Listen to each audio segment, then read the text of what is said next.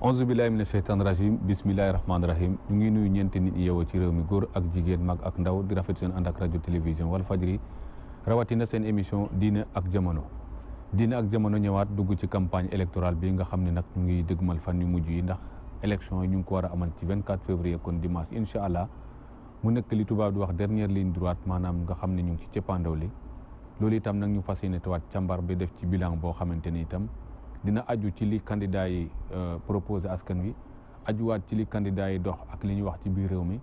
ak li askan yi mën a xaar ci candidat yooyu ak li ñu mën a xaar ci réewum Sénégal ci 24 février 2019 boobu nga xam ne ñëpp a ngi ñaan élection mu am ci jàmm ak salaam doon lu leer itam démocratique te itam ñëpp andi ci juboo ak lépp lu mën a génnee ci urne yi loolu itam nag laajaat ay waxtaan laajaat itam ay jubanti ci wàllu discours waaye itam ci wàllu doxalin ba nga xam ne itam li Sénégal baaxoo ci cosaan boo xamante ne mooy woote ci jàmm ñibbi ci jàmm ak salaam bu dul ay rare exception yoo xamante ne am na fi buñ bëggoon wax exception sénégalaise mooy élection yu am jàmm te itam alternance boo xamante ne day am ci jàmm wala boog itam faluwaat boo xamante ne àndul ak coow loolu itam nekk loo xam Sénégal baaxoon na ko ñu koy njortaat nag ci biir élection ñu bëri itam jàpp ne loolu mooy am waaye terewul ci boor bu nekk ku ne ngi géttaru itam di ngemb moo tax nit ñi ne nañ waxtaanaat ak askan wi ñu piree ci ay nit ñoo xamante ne tey ku ci nekk sa teewaay fii lu jaadu la ñu ngi fii tey ak ku ñu wax Ousmane Thiongane mu ngi bokk ci pôle communication candidat Macky Sall Ousmane Thiongane maa ngi lay nuyu. maa ngi lay nuyu di la fay tamit Ousmane Sène. maa ngi nii ak Habib Ndaw bokk ci cellule de communication candidat Macky Sall pôle candidat Macky Sall 2019 maa ngi lay nuyu Habib Ndaw. Ousmane maa ngi lay gërëm ci invitation bi di la nuyu. maa ngi fi ak Thierno Birahim Thioban itam nekk mandataire coalition Madické 2019 fële ci Kaolack nekk conseil départemental maa ngi lay nuyu Thierno Birahim Thioban. Ousmane maa ngi lay nuyu di am mbégte fekk si la fi. maa ngi nuyu itam Aldiouma Sow nekk coordonnateur commission électorale nationale bu coalition Sonko président maa ngi lay nuyu Aldiouma Sow. waaw Ousmane maa ngi lay fay di la jaajëfal ci invitation. jërëjëf maa ngi leen di ziar yéen ñëpp di rafetlu seen teewaay ci suñu plateau tey bokk ci li ñu waxtaanee li nga xam nga aju ci campagne électorale bi ñu toll ci virage boo xamante ne nag ba léegi lañ daan dégg ñu ngi koy dégg mooy dige yu bëri bañ jàpp ne bokk amul dara loo xamante ne def nañ ko ci réew mi wala buñ ko fi defee kon niñ ko defee baaxut wala boog dese naa jekk Habib Ndaw ma bëggoon ci boor boobu xam lan moo waral ba léegi dige yi wéy di am ci seen boor ak ba ca des ndax yéene la wala boog dafa am lu des ba léegi ci yëf yi. maa ngi lay gërëm Ousmane di bëggoon nuyu téléspectateur yi wax leen ne leen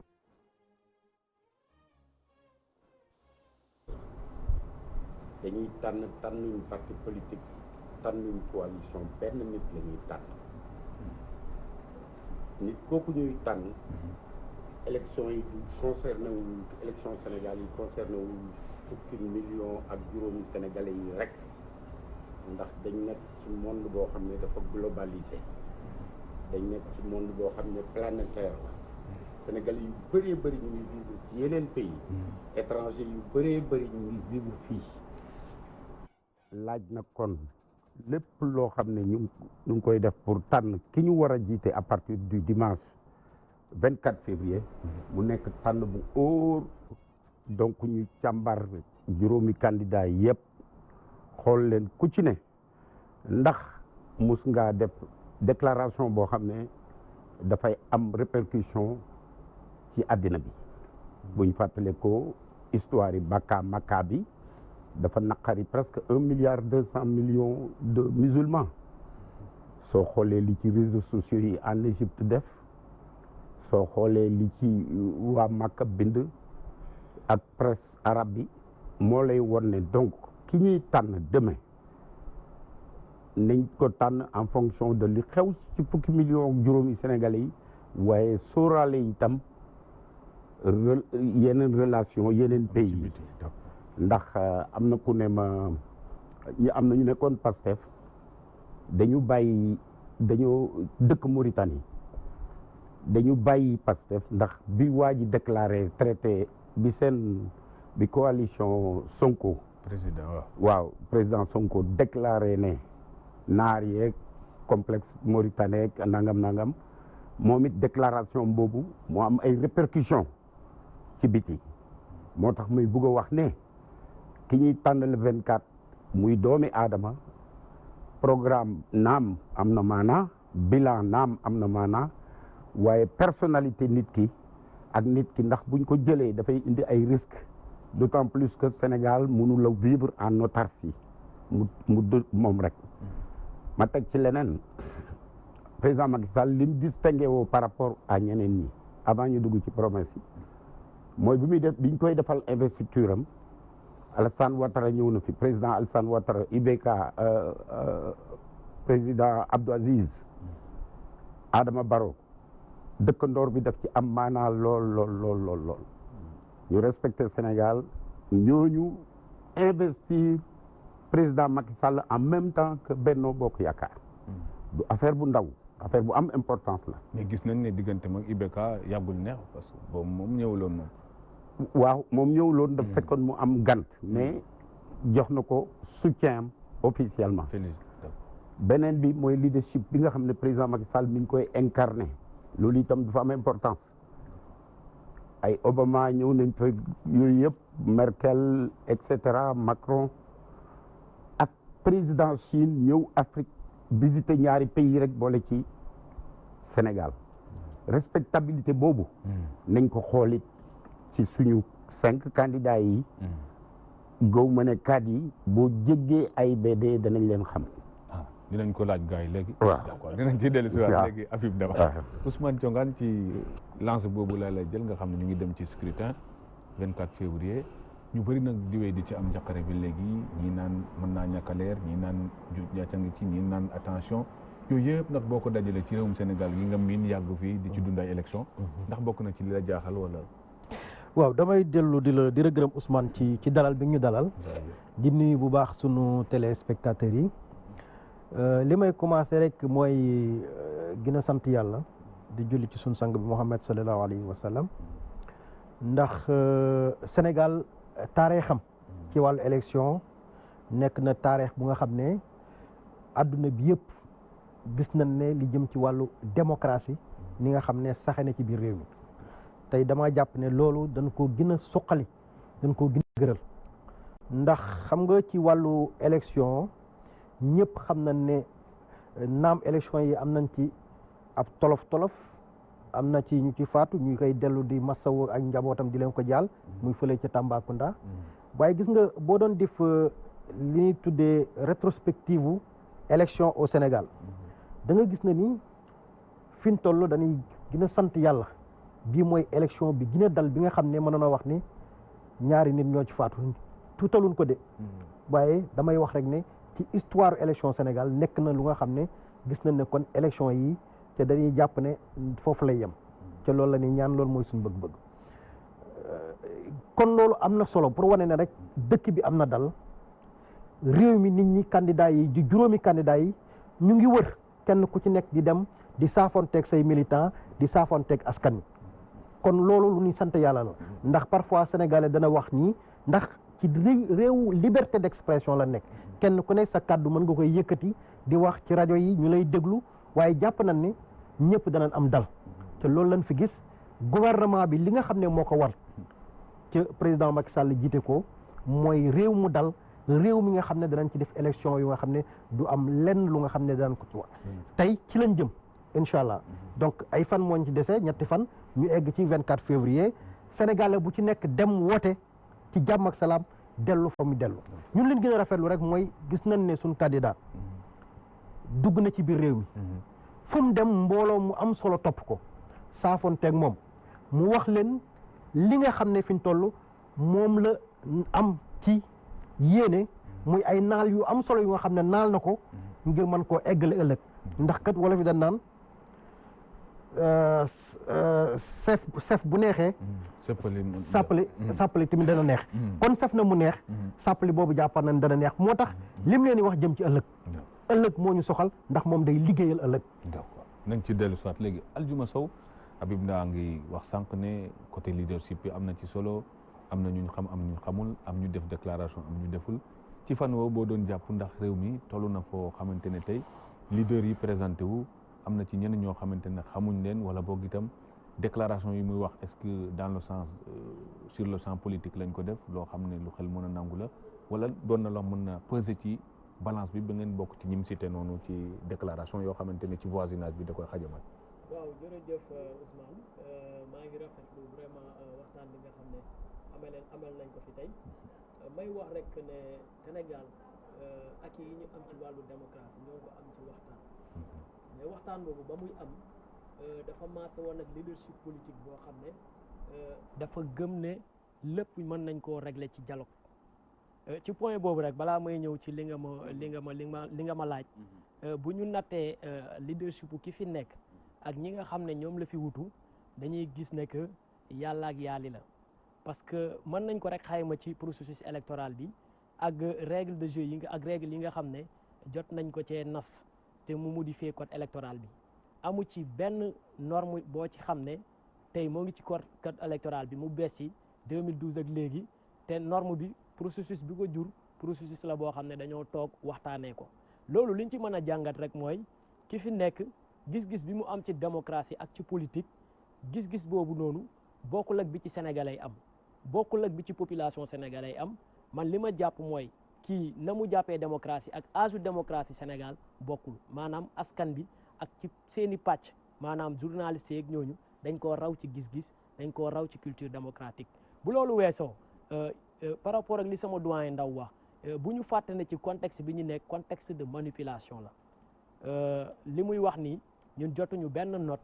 wala benn rapport boo xam ne dafa jóge ci suñuy responsable ca Mauritanie wala ci suñuy militant yuy naan bàyyi nañu suñu parti wala bokkatuñu gis-gis ak suñu leader may fàttali ñi ñuy seetaan rek ne loolu su ma ko waxee dëgg la par rapport ak position bi ma nekk parce que man maa jiite commission électorale bi donc képp kuy responsable lu parti bi ca réew ba mu wax wala ca beneen réew bu mu manti doon man kooku maa ngi jokkoo ak moom xam naa position li muy wax yëguma ko te gëm naa ne maase wut ak li am bu loolu weesoo yaakaar naa li nga xam ne moom ci la ñu woo Sénégalais yi le 24 février bii di ñëw c'est un changement soit radical la war a nekk gis nga choix boobu changement bi nga xam ne moom la ñuy xaar dafa war a sax porter ci ni ñuy poser choix bi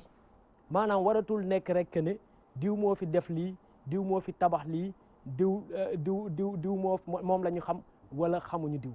li nga xam ne moom la ñuy woo Sénégalais pour ñu choisir mooy soit ñi des ci système bi nga xam ne moo naxasal njàng mi naxasal paj mi naxal dem ak dëkk bi wala ñu tànn système boo xam ne ña koy jiite di ko incarner dëgg lañ leen di wax tey choix bi nga xam ne ci la ñuy woo Sénégalais yi choix la entre la vérité et le mensonge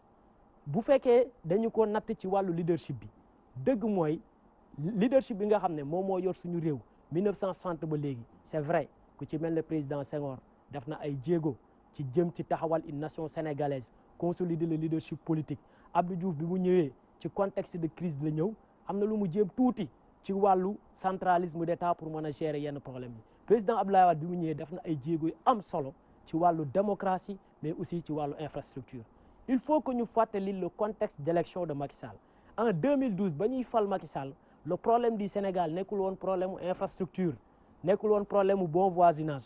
problème dañu amoon des problèmes du point de vue des valeurs boo xoolee ñun suñu parti même te mu bokk ci coalition Sonko président muy Pastef boo liiree le manifeste du parti lépp ñoo ngi ko centraliser ci ñu gën a doolelaat yenn valeurs yi gën ko fulaalaat donc encore une fois de plus élection bii di ñëw élection la boo xam ne dafa war a jouer ci valeurs yi te ñun dañu jàpp ne pour natt ne dirigeant ab dirigeant remplir na conditions yi pour nekk leader boo xam ne mooy dajale ba pare suuxat askan bi ci ñaar yi lañ koy natte mooy ci jaar-jaaram ak ci waxam te ku waxal yàlla xam ne Ousmane Sonko ci jaar-jaaram ak ci la mu dig Sénégalais ñaar yooyu maase nañ amul lenn lu ci kii lu ci méngu ñuy fàttali que ne rek bu fekkee ci wax waxeet la yaakaar naa ki fi nekk ak ñi mu àndal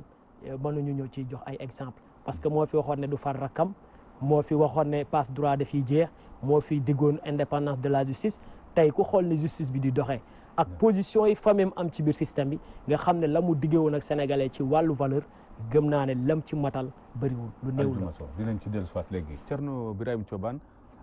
déglu naa ñaar ñi nga xamante ñoo bokk ci Benno Bokk Yaakaar yow déglu nga leen itam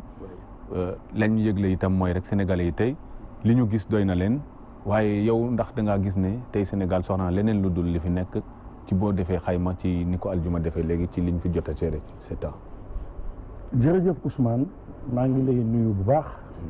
di am mbégte fekk la fii participer sa émission ndax yow fierté génération bi yëpp la. jërëjëf. donc waxtaan wi nag maa ngi ñaan mu doon waxtaan wuy jariñ Sénégal parce que bu ñu dajee fii si diine ak jamono it du ñu mën a sore parce que maa ngi fii soog a ñëw te ñaanaluñu suñu mag Sidi Lamine yàlla yëkkati ko si maqaama yi gën a kawe te li mu liggéeyal Sénégal suñ borom fay ko si njabootam teg loxo njabootam nag njabootu biiram la mais njabootu Walf ak ñëpp Sénégalais amiin.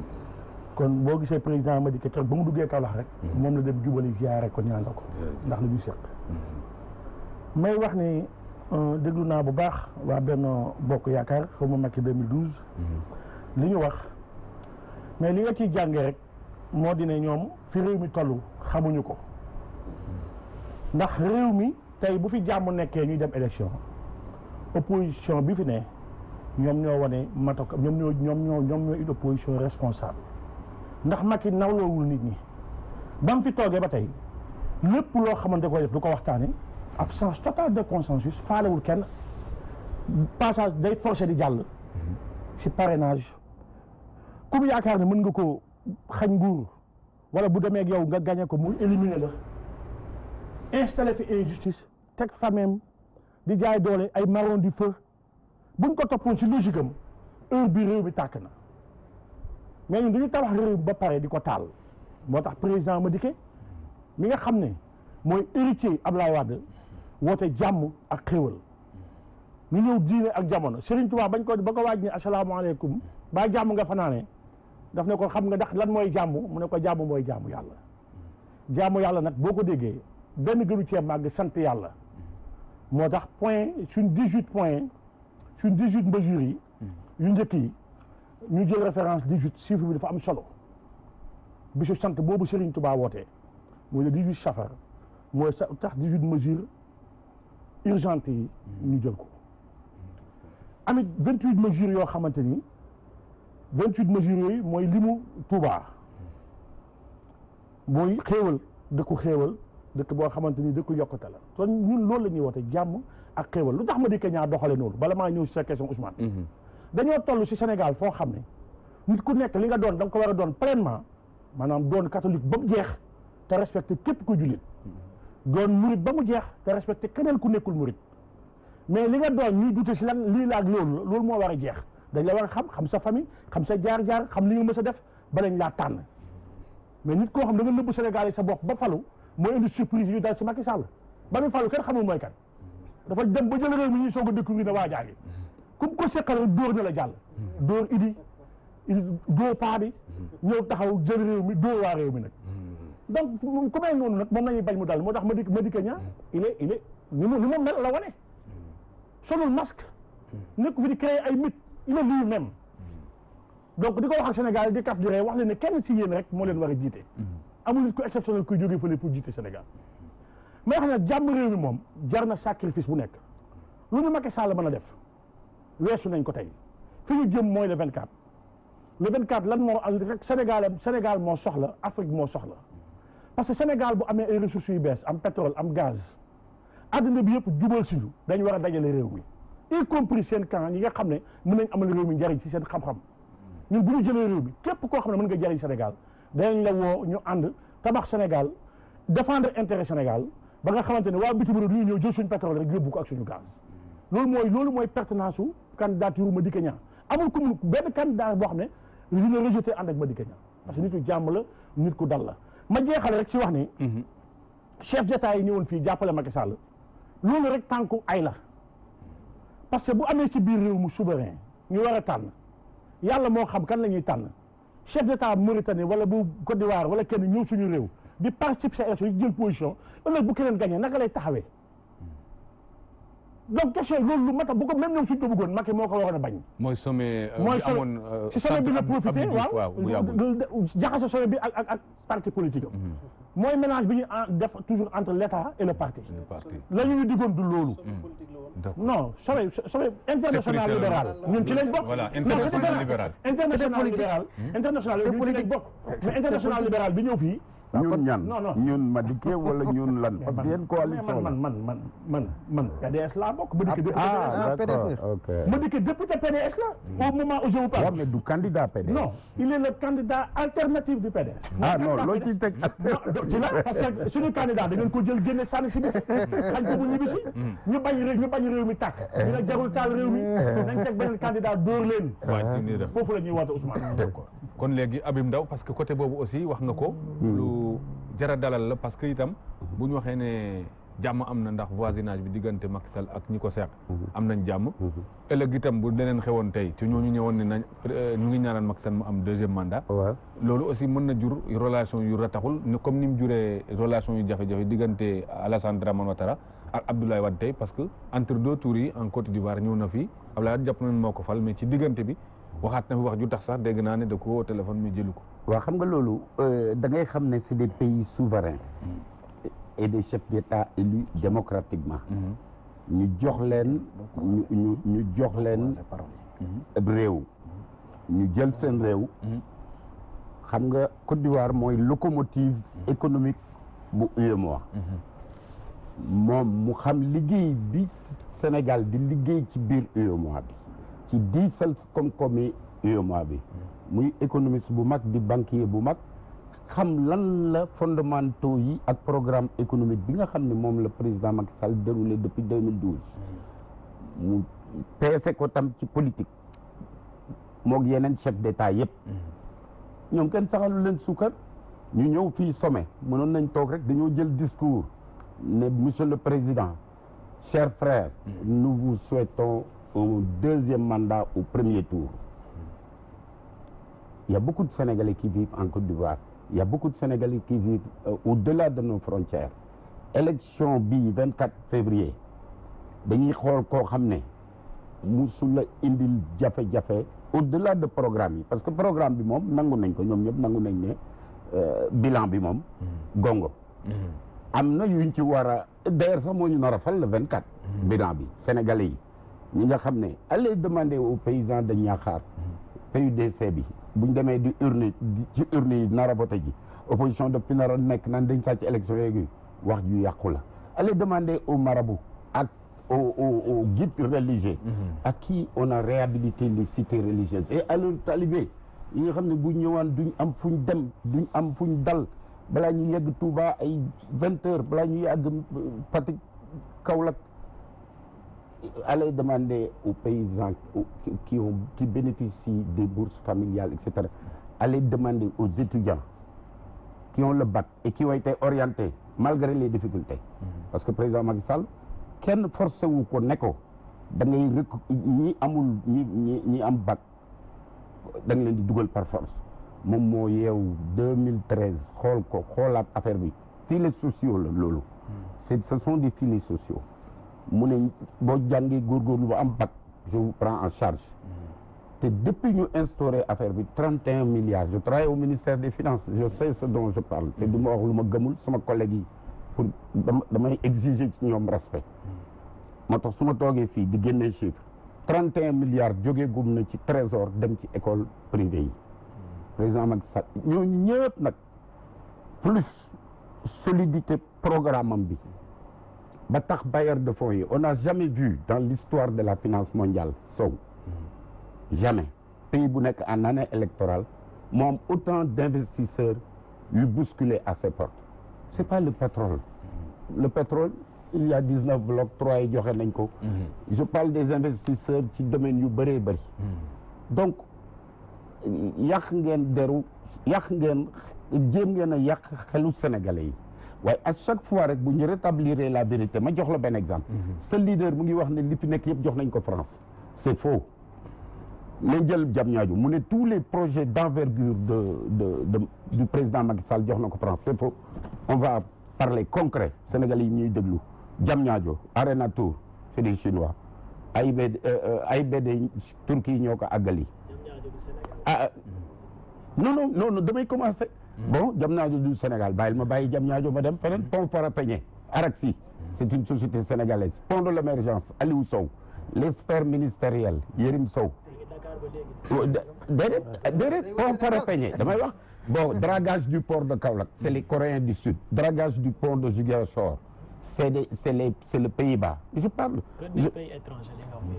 mais évidemment il y a des technologies pointues yoo xam ne foog ñu jël pays étranger.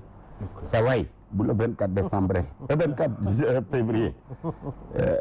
nañ voté ci jàmm ngeen dem. loolu lu mu tekki. dañoo amul matériel yi wala dañoo dese mën yëf yi wala. non xam nga un pays en construction. Sénégalais yi ñu ngi dem ci yeneen dëkk di tabax.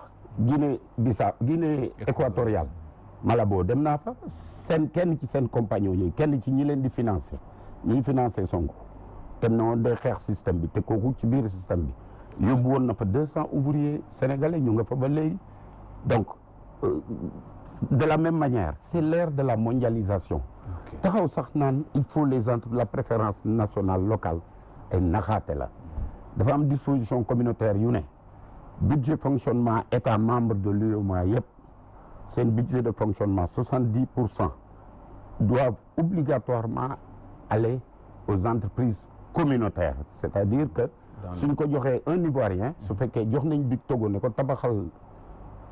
université Amadou Mahtar Mbow c'est toujours nous dans nous de la même manière Aliou Sow day gagné ay marché CSE peu Aliou Sow day gagné marché Guinée Sierra Leone Mali Sierra Leone sax bokkul UEMOA mais day gagné waa Sagam donc il faut que ñu wax sénégalais yi dëgg te bàyyi parce que affaire yi état dafa sérieux du affaire yi gone ah ma ne ay relation la nekk mënoo vivre en dafa bëri lu toog ci sa télé wala toog ci sa meeting di génne ay contradiction ak ay contre-vérité lu yomb la mais c'est dangereux nañ ci dellu soit et c'est pas responsable ok parce que Ousmane Thiongane Ndaw wax na ko am nañu relation yu baax ak ñëpp Barack Obama ñëw na fi ñeneen aussi jaar nañu fi président Chine jaar na fi yàggul Merkel yooyu nee nañ nag tukki si ñëw nemeeku si baax na waaye li mu mën a jura réew mi aussi dinañ koy gën a séntu souvent ci mbir moomu parce que Chine gis nañ ne win-win waaye ñeneen ñi ci des itam léeg-léeg dañu ne rek lu ñu wax rek ñu jox leen maanaam comme tubaab yooyu ñuy wax ne ñoom ñoo fi taw ma àggali rek balaa ngay ñëw ñu ci France bi TER bi France locomotive yi rek lay def de il y a 10 entreprises sénégalaises yoo xam ne ñu ngi ciy liggéey ay entreprises sénégalaises yoo xam ne ay télé d'accord ñu ngi ciy liggéey waaw jàpp naa ni nga ko waxee Sénégal am na li ñuy wax une signature internationale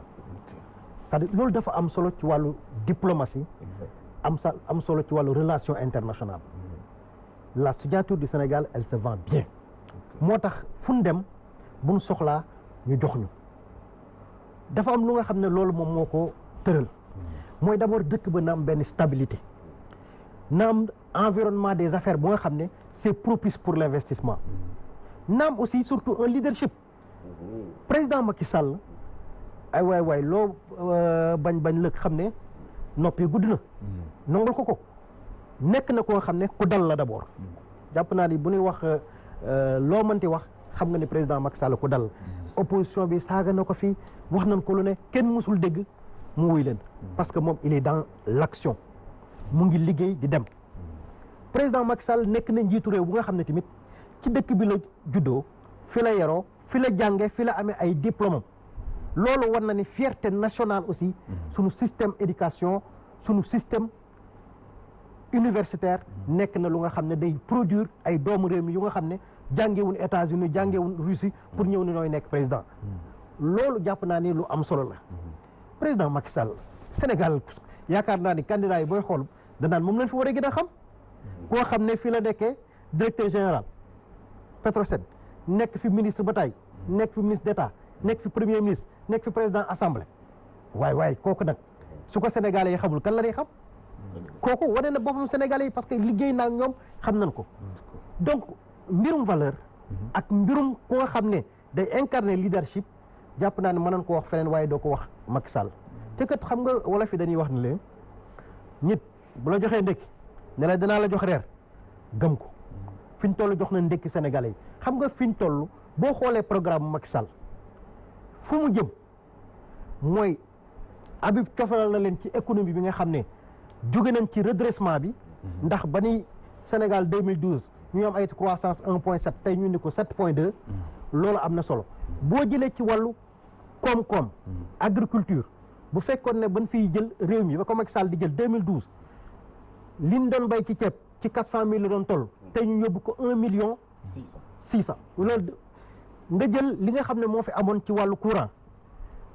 2012 Sénégal li mu doon produire 500 mégawatts la tey mu nekk 1 million 200 et quelque coupure de courant yi nan la fi demee ay groupe électrogène yuy tàkk fii suba ngoon di riir ñu ne deeta waay ay émeute sax am na fi ba nit faatu ji ndax affaire courant coupure yi 922 heures de coupure la woon par at tey am matul 24 heures te bu nekk coupure am na c'est parce que entretien la ndax courant dañ koo am ba desal ba ciy jox Mali di ci jox Gambie kon loolu ay performance la mën naa continuer ci wàllu mais dama ni sax économie boobu waxuma la lim ci def ci performance mais moom dafa jël léegi économie du futur ndax dafa bëgg a placer Sénégal ci lu nga xam ne mooy li ñuy wax dans l'innovation et l'économie du futur naal na ci teg na ci projet yu nga xam ne tàmbale na ko tey Sénégal dama lay wax ni Ousmane nekk na tey ci réew yu nga xam ne ci wàllu numérique ñëpp xam nañ ne adduna bi foofu la jëm tey li ñuy wax ay biens ak services médicaments bâtiment mënuñu ko jaarale fenn ci àdduna bu lu dul ci wàllu réseau informatique yi ni tudde internet Sénégal tey il est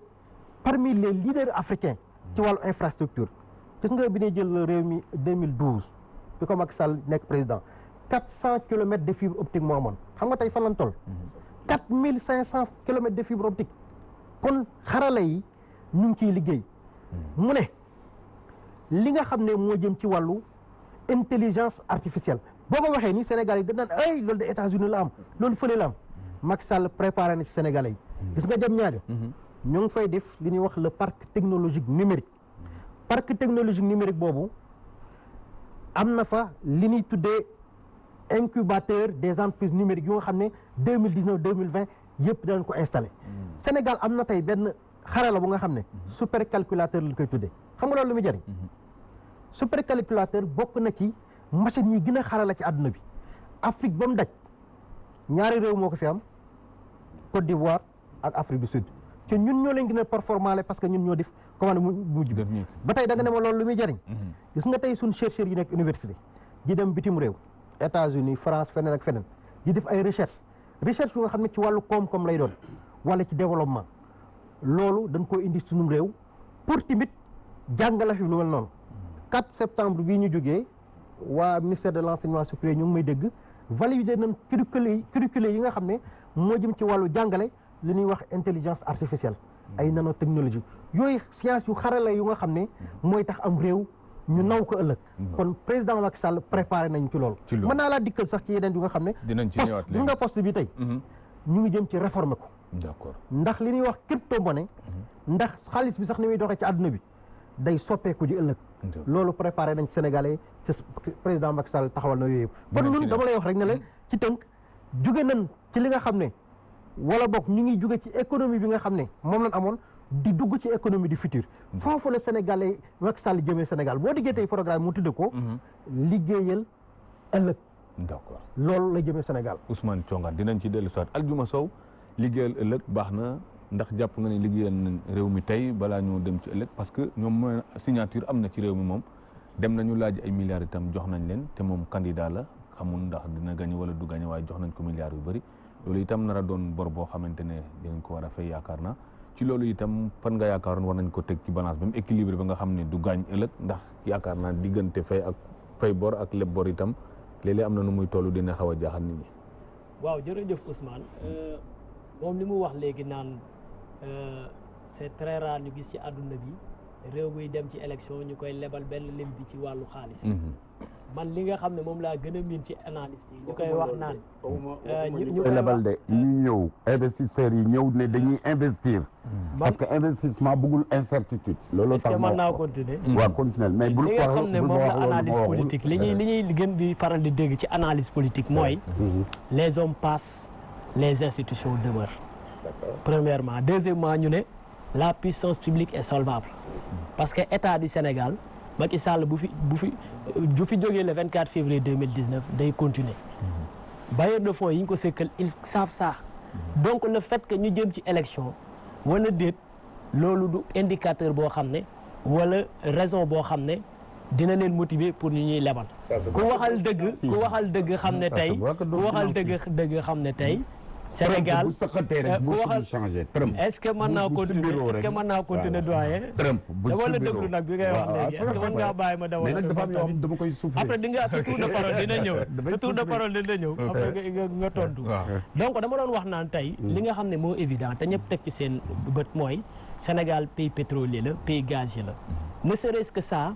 du point de vue économique de la disponibilité des ressources loolu ay gaz de solvabilité la bu loolu weesoo état du Sénégal day continuer di wéy après le 24 février bu fi Macky Sall jógee day continuer di wéy li muy tekki mooy économie bi ak lu mu sooxe dina continuer di dox nit ñi di fay ay impôts service fiscal de la dette bi ñu koy alimenter di fay bailleurs de fonds yi donc ñëw naan loolu parce que c'est lié au leadership de Macky Sall pour man du li nga xam ne moom moo maaseeg li am bu loolu weesoo gis nga stabilité bi nga xam ne tudd na ko léegi stabilité boobu bu amee mooy comme ni ko doyen Thiongaan waxee léegi dañ ci war a jaajëfal acteurs politiques yi ak ñeneen ñi ñu sekkal sans politique bi mais buñ ci toppoon Macky Sall leadership bi nga xam ne wane na ko dans la définition des règles du jeu te mu nekk un leadership autocratique tey kenn waxatu ko loi parrainage bi biñ koy voté bu fekkoon daf ñu jaral suñu bakken jour boobu li ñu enregistré ci ay lim ci ay nit ñoo xam ne faat nañ seen bakken dina weesu li nga xam ne jot nañ ko compter ci histoire du Sénégal c'est parce que dañu xam ne sénégalais yi li ñuy xaar ci ñun acteurs politiques yi mooy ñu wax leen fan lañ leen nam ma yóbbu yan solution la ñuy apporter ci mbéy mi ci njàng mi ci paj beeg yu demee noonu mais xaaru ñu jóg ñun ñuy taal dëkk bi ñuy wax rek ne nga Macky Sall suñ ko toppoon ci leadership am kenn waxatu ko bu loolu weesoo nee na léegi ku la dig ndekki ku la jox ndekki bu la diggee ren damay ñëw xam nga loolu buñ ko nattee ci ay politique yu bëri yoo xam ne gouvernement bi def na ko ak ay dige dañuy gis ne matalewul lam fa waxoon may fàttali rek ñi ñuy seetaan ne Macky Sall ci biir PSE ci prévision yi nga xam ne defoon na ko ci wàllu koom-koom moo doon atteindre le taux de 7%. loolu dañ koo dige chaque année ñu ne année prochaine nous serons à 7%. ba fi ñuy waxee ni ils n'ont pas atteint ce taux de 7%. premièrement deuxièmement bu ñu jëlee le taux de chômage Macky Sall moo ngi ko fekk à 12% bi muy jël réew mi loolu nag c'est envers les jeunes waxoon na dina créer 500 000 emplois matale wu ko te li may wax ni ce sont les chiffres de l'ANSD muy kuréel goo xam ne ñëpp xam nañ ne diggante moom ak ANSD ñaata la joxe ñaata diggante moom ak ministre de l'économie et des finances ñëpp xam nañ ne waxal sénégalais ñaata la ANSD déedéet yéen tam bàyyi leen sénégalais yi laay waxal te kii mooy journaliste bi non man maa bëgg a xam dinaa la tontu après mu jox donc taux de parce que dañu xam li ma bëgg parce que moom nee na dina diggewaat na 1 million d'emplois non balaa loolu ANSD ñaata la wax xam nga sénégalais dama leen di ñaan Macky Sall ci ñun ñii ñëpp mooy ki nga xam ne daf fi diggee woon ñu may ko juróom-ñaari at ñu nekk ci l'heure du bilan moo waxoon ne dina baisser taux de chômage bi 12% la ko fekkoon fi may wax ak yow ne chiffre officiel c'est à 15%. donc foofu lajj na fa bourse sociale yi ñuy wax du seen programme moo koy wax tey sénégalais di ñu dégg c'était un programme de la Banque mondiale la ca Banque mondiale jublu woon mooy population yi nekk ci monde rural bi ñuy fréquenter les services civiques mooy sa doom bu juddoo nga wutal ko extrait bu waree dugg école nga dugal ko école ñuy sukkandiku ci yooyu di la noter pour xool ndax yow war nga mën a bénéficier wu yenn services yi wala déet ba ñu demee ba ci biir ci lañ ne dañ ciy dugal variable monétaire bi maanaam ñu ne bu ñu jëloon benn somkat dugal ko ci dinañ gën a mën a ñaax ñi nekk ci kaw gi ñuy yóbbu seen i doom école di leen déclarer loolu moo indi 25 000 yooyu ngay wax bu ñu demee ba ci biir ñoom bi ñu demee ba ci biir nag ñu def ko une politique sociale muy lu doy waar parce que même boo xoolee diggante bañ ko tàmbaleeg léegi di ci dugal xaalis lim bi dafa gën a yokku li muy tekki mooy seen politique sociale boobu dañ ci échoué parce que limu bourse sociale limu bénéficiaires yi le fait que muy yokku li muy tekki mooy limu ñi nga xam ne dañoo nekk ci ndóol moo ngi yokku te loolu li koy firi rek Ousmane xam nga mooy lan moo dafa feeñ ci li ñu wax ñoom ñaar économie bi nga xam ne mooy économie Sénégal suñu modèle économique nekkul ci suñuy loxo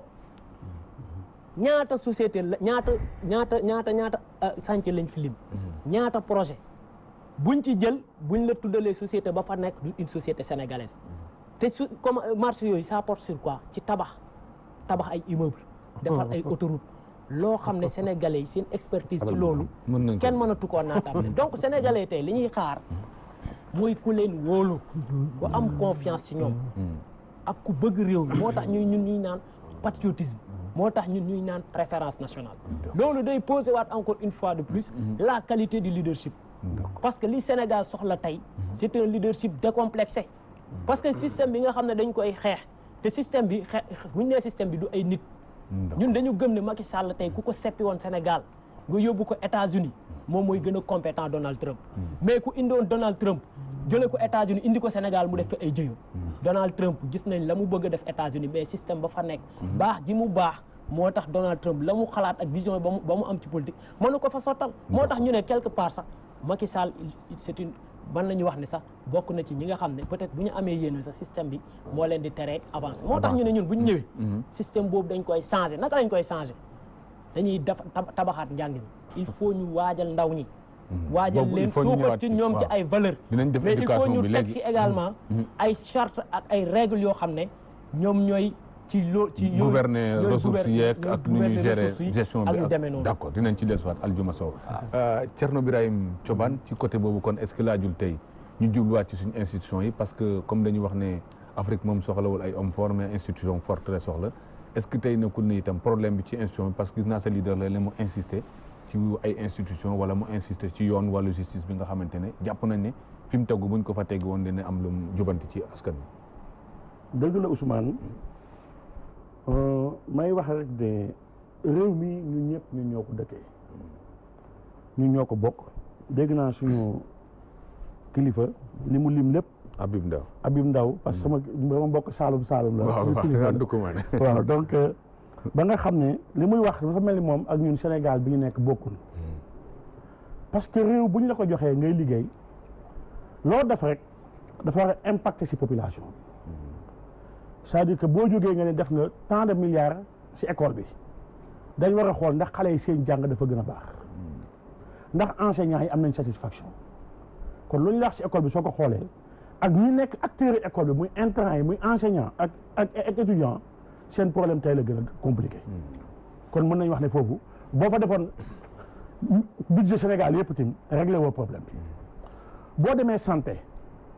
nga dem ci hôpitaux yi ay couverture maladie universelle gratuité 5 ans nga dem fekk nit ñi ci biir hôpital yi mënuñu faju amuñu matériel bu ñu faju yoon yi soo génnee Dakar dugg ci biir réew mi ñu wax ay PUDC ak yooyu man ci àll bi laa nekk fan yëpp Sénégal te lañ gën a am problème mu transporteur yi te lañ gën a am problème ñoom seen bopp donc secteur boo jël te ba ci justice bi dégg nga magistrat yi di jooy moo tax suñu candidat moom daf ne su toogee rek justice moom daf ci génn du yorate parti te ministre de la justice sax doo am activité politique intérieur waxaale wuñ ko parce que dafa jot institution yu mag yooyu ñu parce que ñun tey bu ñu mënee toog fii di wax suñu sécurité la suñu armée la suñu police mais suñu justice bu ñu nee ba nit ñi wóolootuñu justice boobu nit ñi bu ko dee tribunal si bu ci état duggee rek parce que tamit justice yi mënuñu wax ne magistrats yëpp baaxuñu y a des magistrats compétents honnêtes et sur les affaires civiles sax en général li ñuy jugé dina baax mais bu ci politique bu ci Macky Sall duggee rek mu am jafe-jafe pour seen carrière ñoom dañuy def li Macky Sall bëgg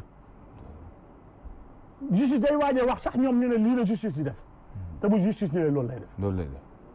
donc bu ñu nekkee si réew bu mel noonu nit ki ko jiite juróom-ñaari at lu mu wax teggi ko def leneen crédibilité institution yi moo nekk en jeu assemblée nationale n'en parlons pas tey man foog naa ne li ñu war a jublu mooy xool ni ñuy fale suñu assemblée ak suñu ay maire Macky Sall bu ñu toog paleem tànn Mariama Sarr ne ko dama jiiteel ma Kaolack waaye sama grand bi du ma Mariama Sarr si cursus ak lépp mais Macky Sall moo tànn Mariama Sarr conseil yi nañuy voté liste ba ñoom bañ voté rek ñoo am nañ majorité ñoom kon man jàpp naa ne kon côté investiture yooyu il faut que ñu xoolaat ko non ni ñuy fale maire bi man dama jàpp ne lu toll ni maire dëkk avant bu ñuy dem élection war nañu xam ne kii mooy nekk maire bi suffrage direct lu bàyyi indirect waaw dafa war a direct parce que maire kilifa la te tamit pouvoir bi ci maire yi maire moo yore lépp kooku dañ ko war a fal xam ne kii lañ tànn pour jiite suñu dëkk war nañ egg foofu député aussi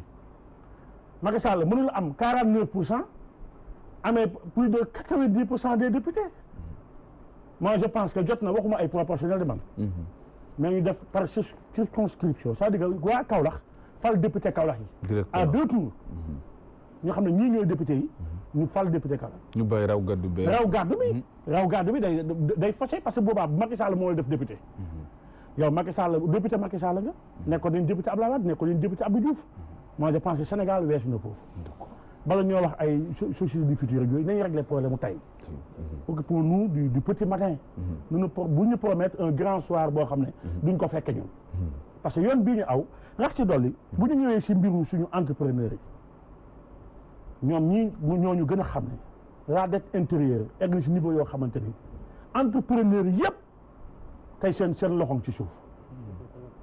dañoo am problème j'en sais quelque chose ci chantier yaa ngi taxaw ñoom état li leen fayu leen ko mënuñoo régler seen ay salaire ñu ci bëri ñoo ngi tëj moi je pense que réew bu tollee foofu yàlla nag indi ñu si élection yi ñu jëm ma jàpp ne Sénégalais yi pour une fois war nañ xool ki ñuy tànn parce que nag Macky Sall moom man pour man mi dugg Saalum génn xam naa ne te bu loolu moo xew ci réew bi yëpp Sénégalais bàyyi nañu Macky Sall parce que boo ñëwee di wax waa àll bi seen gerte yi di yàqu seen kër yi nga leen di wax Sénégal a ngi dox ñoom du ñu dox xam nga Sénégal moo feese fooy ñëwee ci télé bi di nax nit ñi parce que wax naa ko sànq giraat orange commencé nee naa ko yéen jarul ngeen ñuy wax seen bilan bi ku ne yëg na ko ci yaramam enseignant bi yëg na ko ñëpp yëg nañ ko ba nga xam ne soxlawul ngeen ciy wax Sénégal yi dund xam nañ ko merci de la publicité télé 24 bu soobee yàlla bu soobee yàlla di ngeen xam ne Sénégalais yi li ngeen leen waxoon ak li ngeen leen jox wuute na te dinañ leen sanctionné. Thierno Birahim Thioban parce que bilan boobu Habib Ndao nga xam ne tey dañ ne woon croissance bu amee ñëpp war nañ ko yëg ci seen yaram développement bi ngeen wax bu amee ñëpp war nañ ko yëg ci seen Thierno Birahim nee na loolu dese naa feeñ ci Sénégalais actuellement. balaa may tontu ci loolu sax Aljuma Sow wala. non balaa may tontu ci loolu moom li mu waxoon sànq ne président Macky Sall du kenn du day décider tout seul. unilatéralement damay génne encore une fois. perception la bu ngeen dugal ci bopp Sénégalais yi waaye dama lay rappeler ay faits. acte 3 de la décentralisation. échec total non xaaral ba l'échec la plus patente xaaral c'est facile. c'est facile. conseil départemental oui non nous sommes dépourvus de moyens. non oui j'en viens. et ça va la pour j'en viens calmez-vous. je vais vous expliquer. quand on parle de l'acte 3. il prend l'acte 3 de la décentralisation. ne ñëw leen ñu toog waxtaanee ko am ñu ñëw am na ñëwul. non dama esprit d'ouverture président Macky Sall laay wax. par rapport à li mu wax. décision yi wax ne unilatéralement lañ koy jël. waaw sans parce que nag consensus moom lañ dénk réew mi. su fekkee on na la dialogue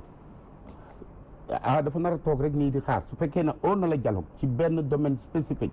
boo xam ne il est urgent que mu jël décision su ñëwul nag il prend toutes ses responsabilités parce que trait de caractère am boobu mu am te ñu bëri seetlu wuñ ko ci moom mooy nax opposition mu oo leen parce que leadership am bi foofu la matee mu oo leen ci acte 3 de la décentralisation ñëwul mu oo leen ci concertation sur l'enseignement supérieur sur les réformes sur l'enseignement supérieur Souleymane Bassirou Diagne jiite woon mu def forum sur l'administration amul benn acte bu président Macky Sall posé ci réew mi d'envergure boo xam ne awu ci ñëpp du opposition bi rek du politique rek a fi nekk mu oote y a des conseils présidentiels assez fréquemment ça c'est des concertations avec bàyyi rek ma wax la ñuy wax non concertation entre le secteur privé Makhtar Mbow Macky da ko jox une commission waaw bay dinaa ci ñëw mu dem def ay kiyam ba mu pare dafa li ma neex laa jël CNRI bi waaw bu ñu respecté sax mu respecté Amadou Makhtar waaw loolu itam institution yi waaw maa ngi ñëw rek maa ngi ñëw pour côté institution yi même ci institution yi mu ne assise nationale comme bëri na comme mooy ci dugg dinaa ko leeral parce que perception bu ngeen di jox Sénégalais yi la loolu yëpp du dëgg c'est faux 3 fois je vais vous expliquer pourquoi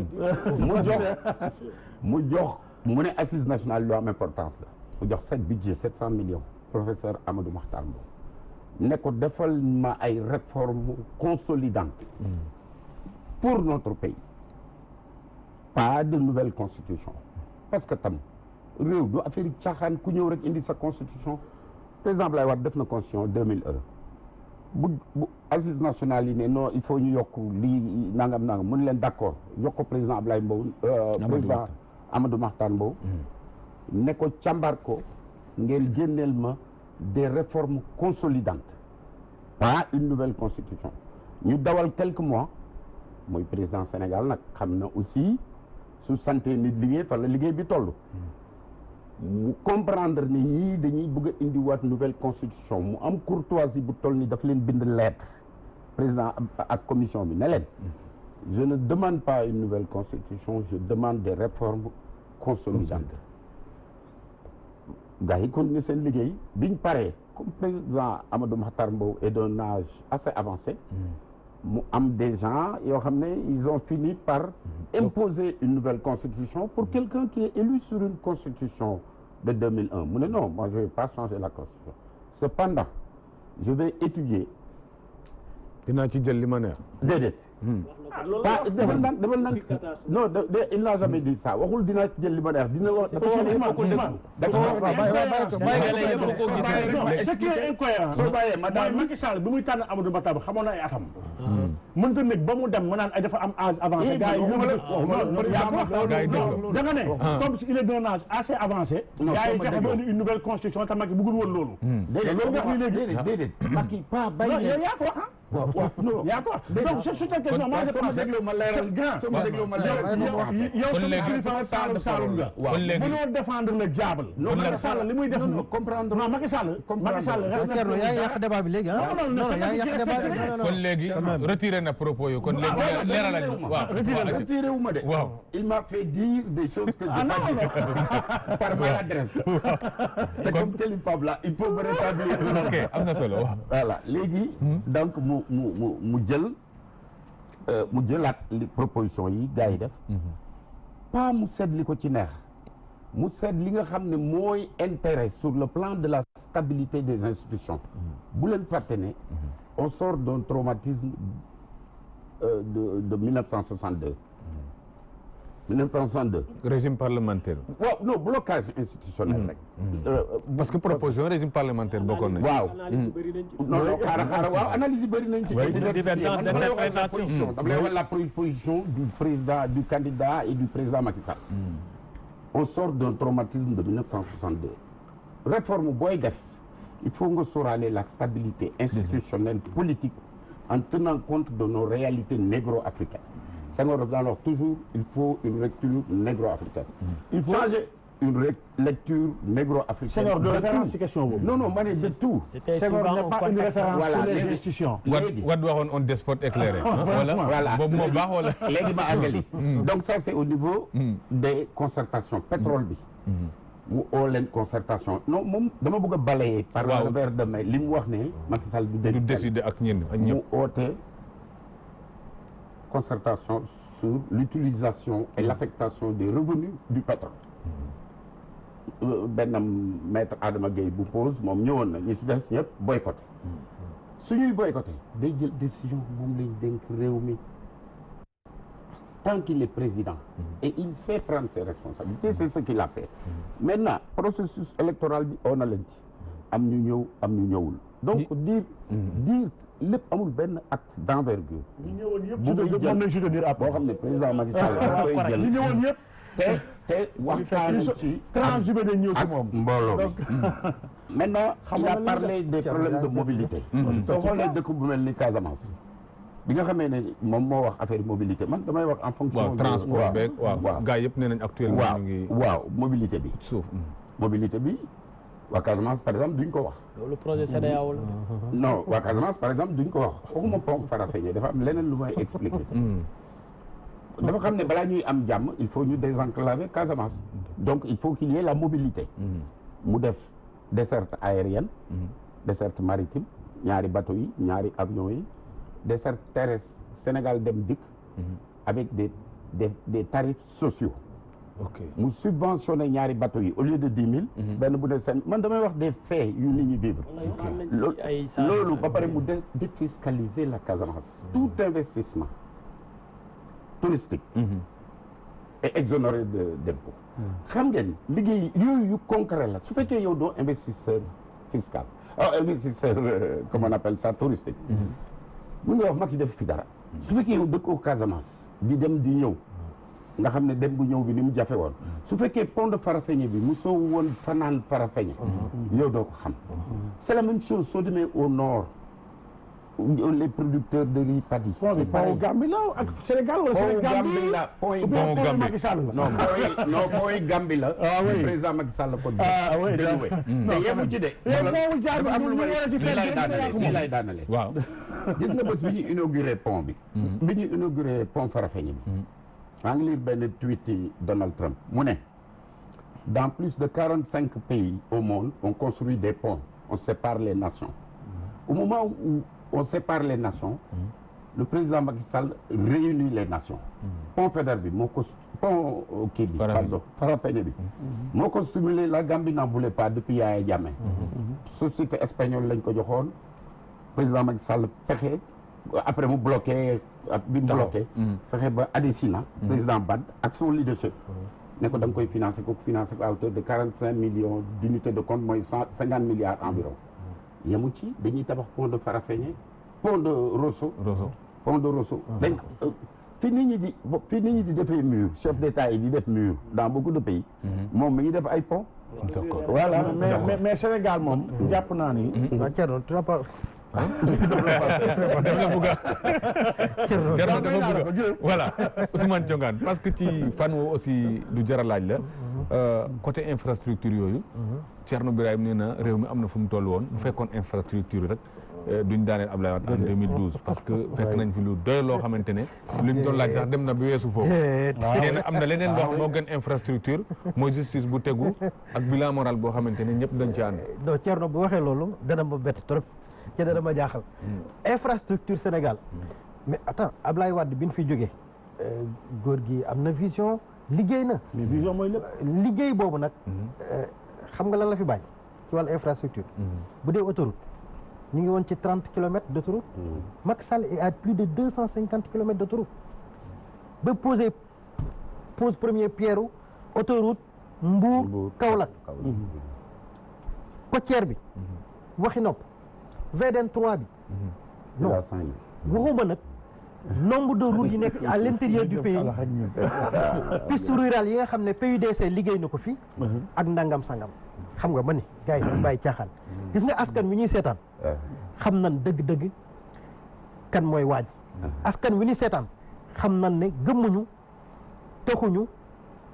ñu ngi gis xam nan kan moo baax ci Sénégal li publicité ba doon wax rek naan en matière de voiture dans le monde il y a deux types de voitures Mercedes et les autres foofu lañ toll candidats yi il y a deux types de candidats Macky Sall et les autres non mais c'est vrai d'accord loolu rek moo fi am loolu moo fi am Macky Sall fi nekk ak les autres Mercedes et les autres voitures côté emploi moo ko jaar maa ngi ñëw ci loolu nee na 500 000 emplois la maa ngi ñëw ci moom léegi diggewaat na 1 million xam nga Sénégalais yi li tax ñuy falaat Macky Sall ñoom ñooy fal xam nga lu tax ñu koy falaat jàpp naa ni c'est parce que gis nañ ne dafa am lu nga xam ne muy stabilité dëkk bi progrès dëkk bi espoir bi Macky Sall suscité ci dëkk bi moo leen gënal amateurisme inexpérience ak ay futur président yu paresseux ak yu mel noonu ñoom defuñu Sénégalais yi xam nan yooyu ngi ci gars yi mu ngi ci biir gars yi de sama gars yi yi ma wax yëpp a ngi ci biir ñu ngi xoolante xam nañ seen bopp xam nga donc Sénégalais yi loolu lañ xam nañ ne Macky Sall noonu la taxawee ci réew mi ci ëllëgu réew mi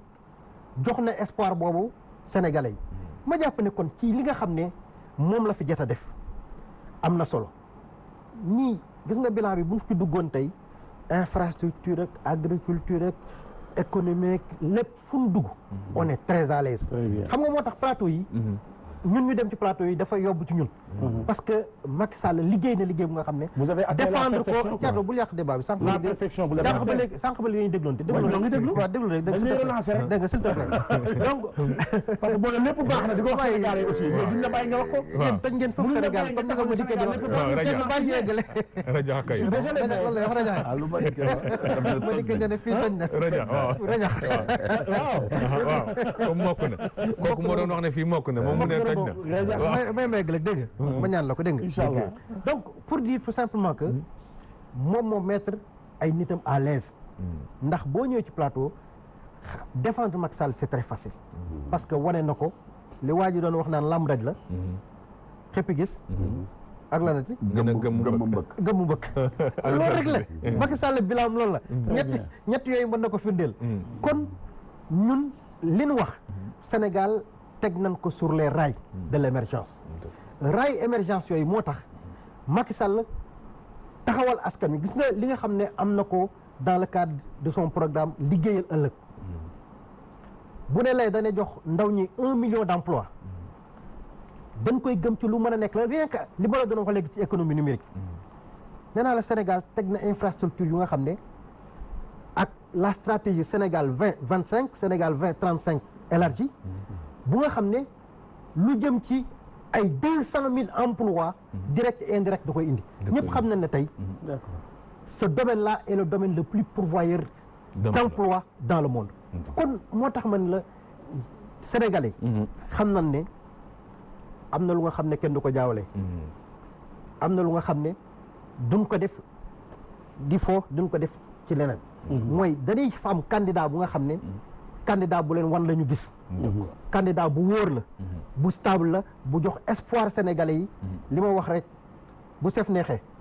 sàppale tamit day gën a neex Ousmane Aldiouma Sow parce que tey jii dañuy gis ne candidat yi nee na Macky Sall ak les autres aussi am nañu seen discours am nañu seen i promesse mais tey boo fekkonte ne yow da nga waroon def comparaison ci li ngeen bëgg a proposer Sénégalais yi ak li fi nekk tey fan nga yaakaar ni foofu ngeen war a tàmbalee dëgg gis ne sooxe am na fa parce que yow wax nga léegi chômage mais social bi aussi Habib Ndaw nee na ñoom ñu ngi ciy gën a dox ci désenclavement ak point yeeg yooyu yëpp te loolu nekk ay travaux yoo xamante ne mënoo ko def ci ay at yu ndaw maanaam ci quinquennat lañ jëmaat. waaw jërëjëf Mansour damay fàttali rek ne que Macky Sall en 2012 du programme ko fal bu ko programme faloon sax bàyyi na fa programme bi dem doxal PSE parce que yoonu yokkute la digge woon ak askan bi te loolu sax ci wàllu démocratie bokkul ak élégance parce que état pacte social la contrat social la maanaam da ngay am looy digge ak askan bi boo nekkee ci position def ko nga def ko moom yoonu yokkute la proposé woon ba mu demee ba ci biir bàyyi na ko fa def PSE boo ko xoolee tey réew yi koy appliqué yu ci ëpp ay réew la yoo xam ne France moo fay doxal la ko neex moo fay dox donc la mu digg woon ak Sénégal da koo wàcc fële jël la nga xam ne moom la puissance étrangère yi nga xam ne ba ñu dalee doxalanteeg ñoom ba léegi jëlewuñ ci loo xam ne ñoŋal na li ñëpp bokk mu dem jëfee li nga xam ne ñoom la loolu moom la ñooñu bëgg ma ñëwaat rek balaa may ñëw ci sa kii bi ci réforme yi damay fàttali que ne infrastructure réew muy dox foog infrastructure yi di yokku Macky Sall bu fi nekkul woon tey bu fi keneen nekkoon ci place am dinañu yokk tali yi dinañu yokk école yi et cetera malgré que boo xoolee ci wàllu école yi sa lim bi yokkuwul donc damay wax ni problème mu Sénégal tey du problème infrastructure du globalement problème infrastructure parce que ku ñëw di nga ci tax ba donc mais bu fekkee li nga xam ne mooy problème bi dëggantaan ci wàllu infrastructure yooyu mooy ñaata la ñuy coûter est-ce que mënuñu woon a fexe ba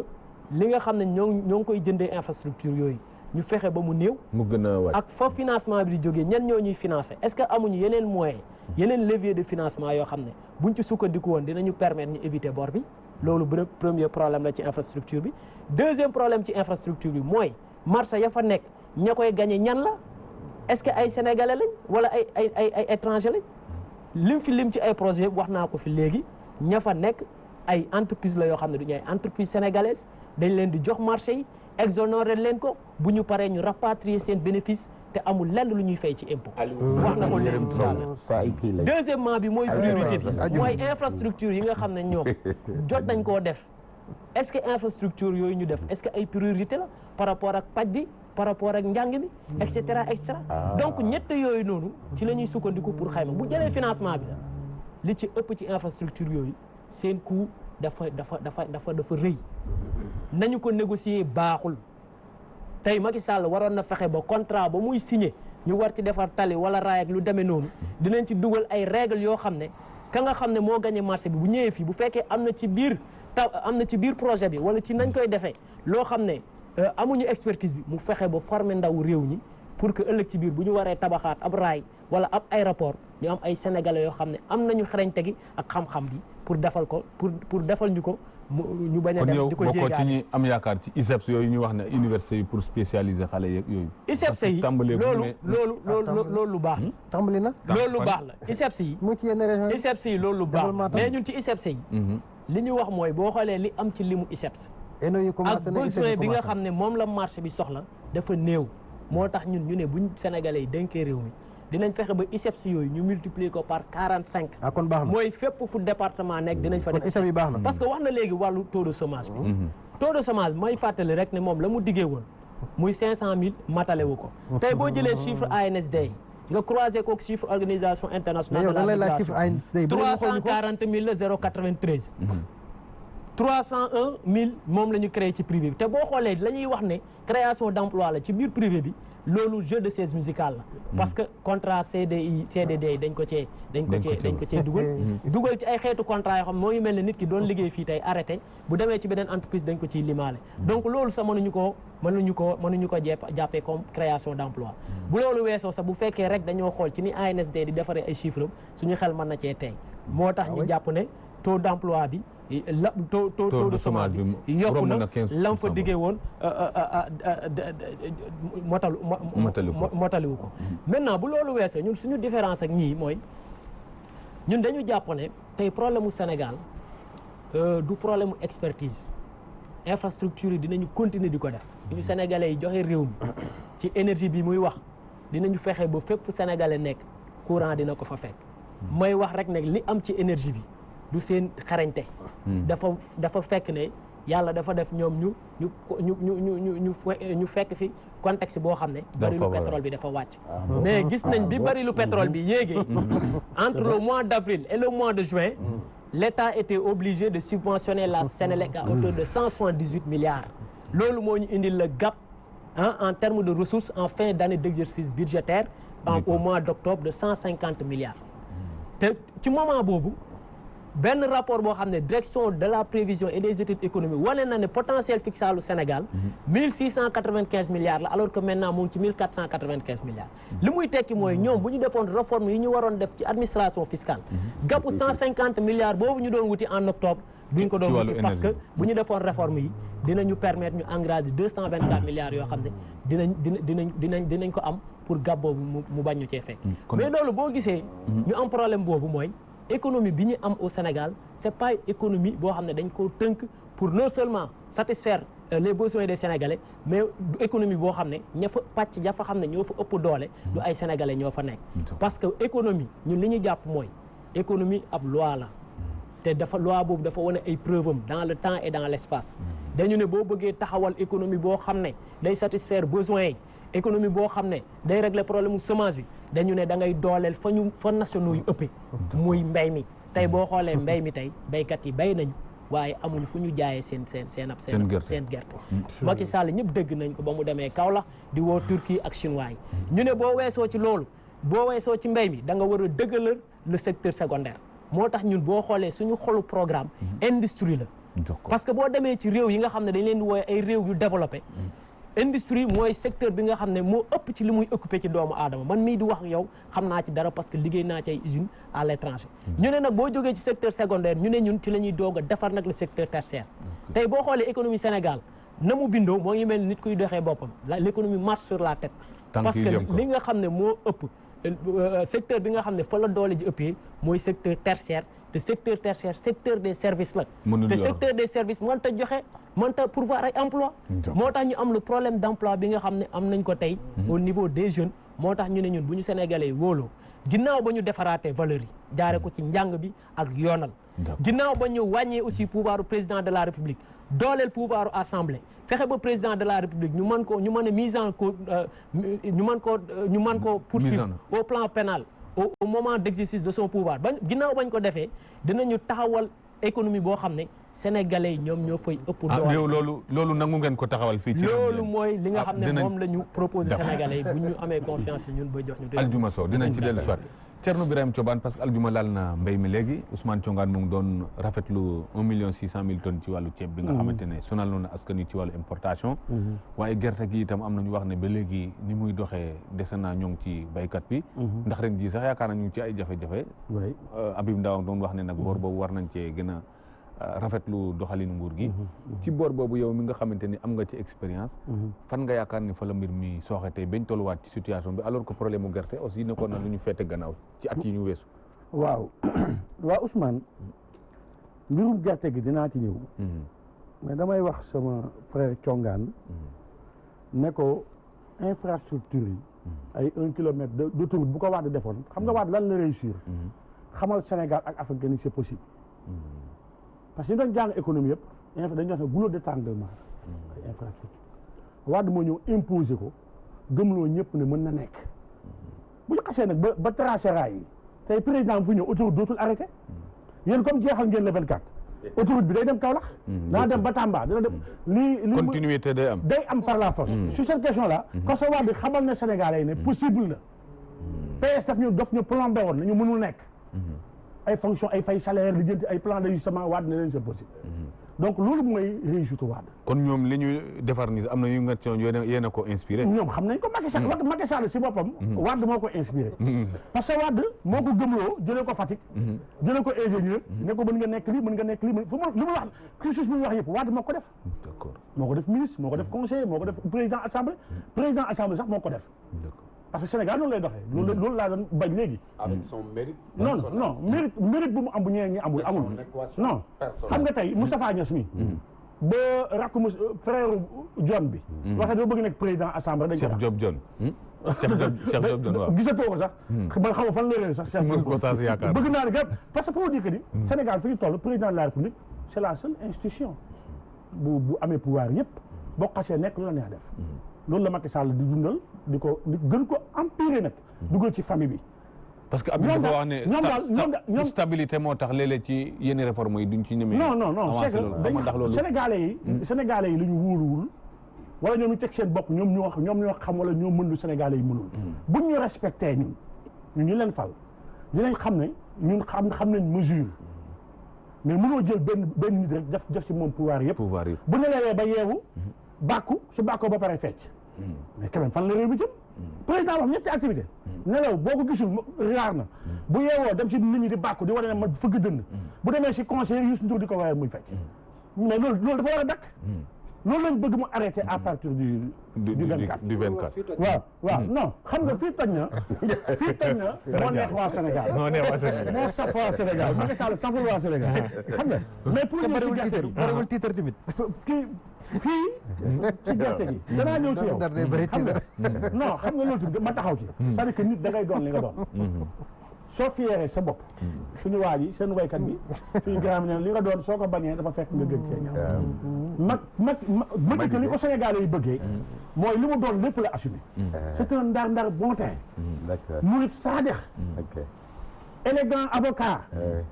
te pourtant Sénégalais yi gën a xarañ si domaine ci la bokk mais da koy suul bu waree nekk taalibe sol bu taalibe nekk taalibe moo tax Sénégalais yi di découvrir Madické parce que mosul wutal boppam dara kon bu yeggoon dina engagé réforme yoo xam te ñi moo ko fee engagé réforme yi ci lañ jëm réforme bu njëkk mooy libérer justice totalement ba nga xam ministre bi dootul totalement ministre beeg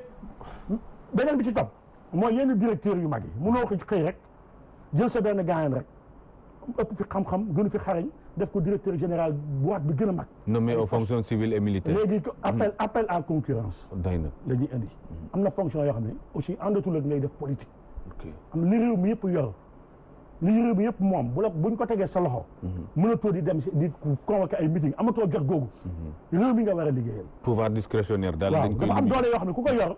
yow ñëpp la bokk parti yëpp nga war a yem ci yow waratoo am parti booy bokk ñun loolu lañ bëgg a indi leneen li ñu bëgg a indiwaat avant may ñëw ci gerte gi mooy naka la ñuy loolu sax affaire institution mais domaine bu sensible le Sénégal c'est-à-dire que social dafa war a am ñi néew doole dañ leen war a dimbali waaye li ngeen di dimbali dañu war a fexe ñu préserver seen dignité parce que dignité doomu aadama nag yàlla moo ñu ko fonkloo amuñu droit parce que nit ki dafa néew doole nga jël caméra teg ko di ko séddale ay 20 000 ak 25 000 ay xaru tabaski. Ça c'est pas passé. non duñ ma déglu rek ma wax. soo waxee du ma xam lu ma lay wax. parce que sama kii d'accord noppi naa ba. xam nga man jàpp naa ni war nañ dimbali ñu néew doole ba ñu génn ci seen néew doole bi.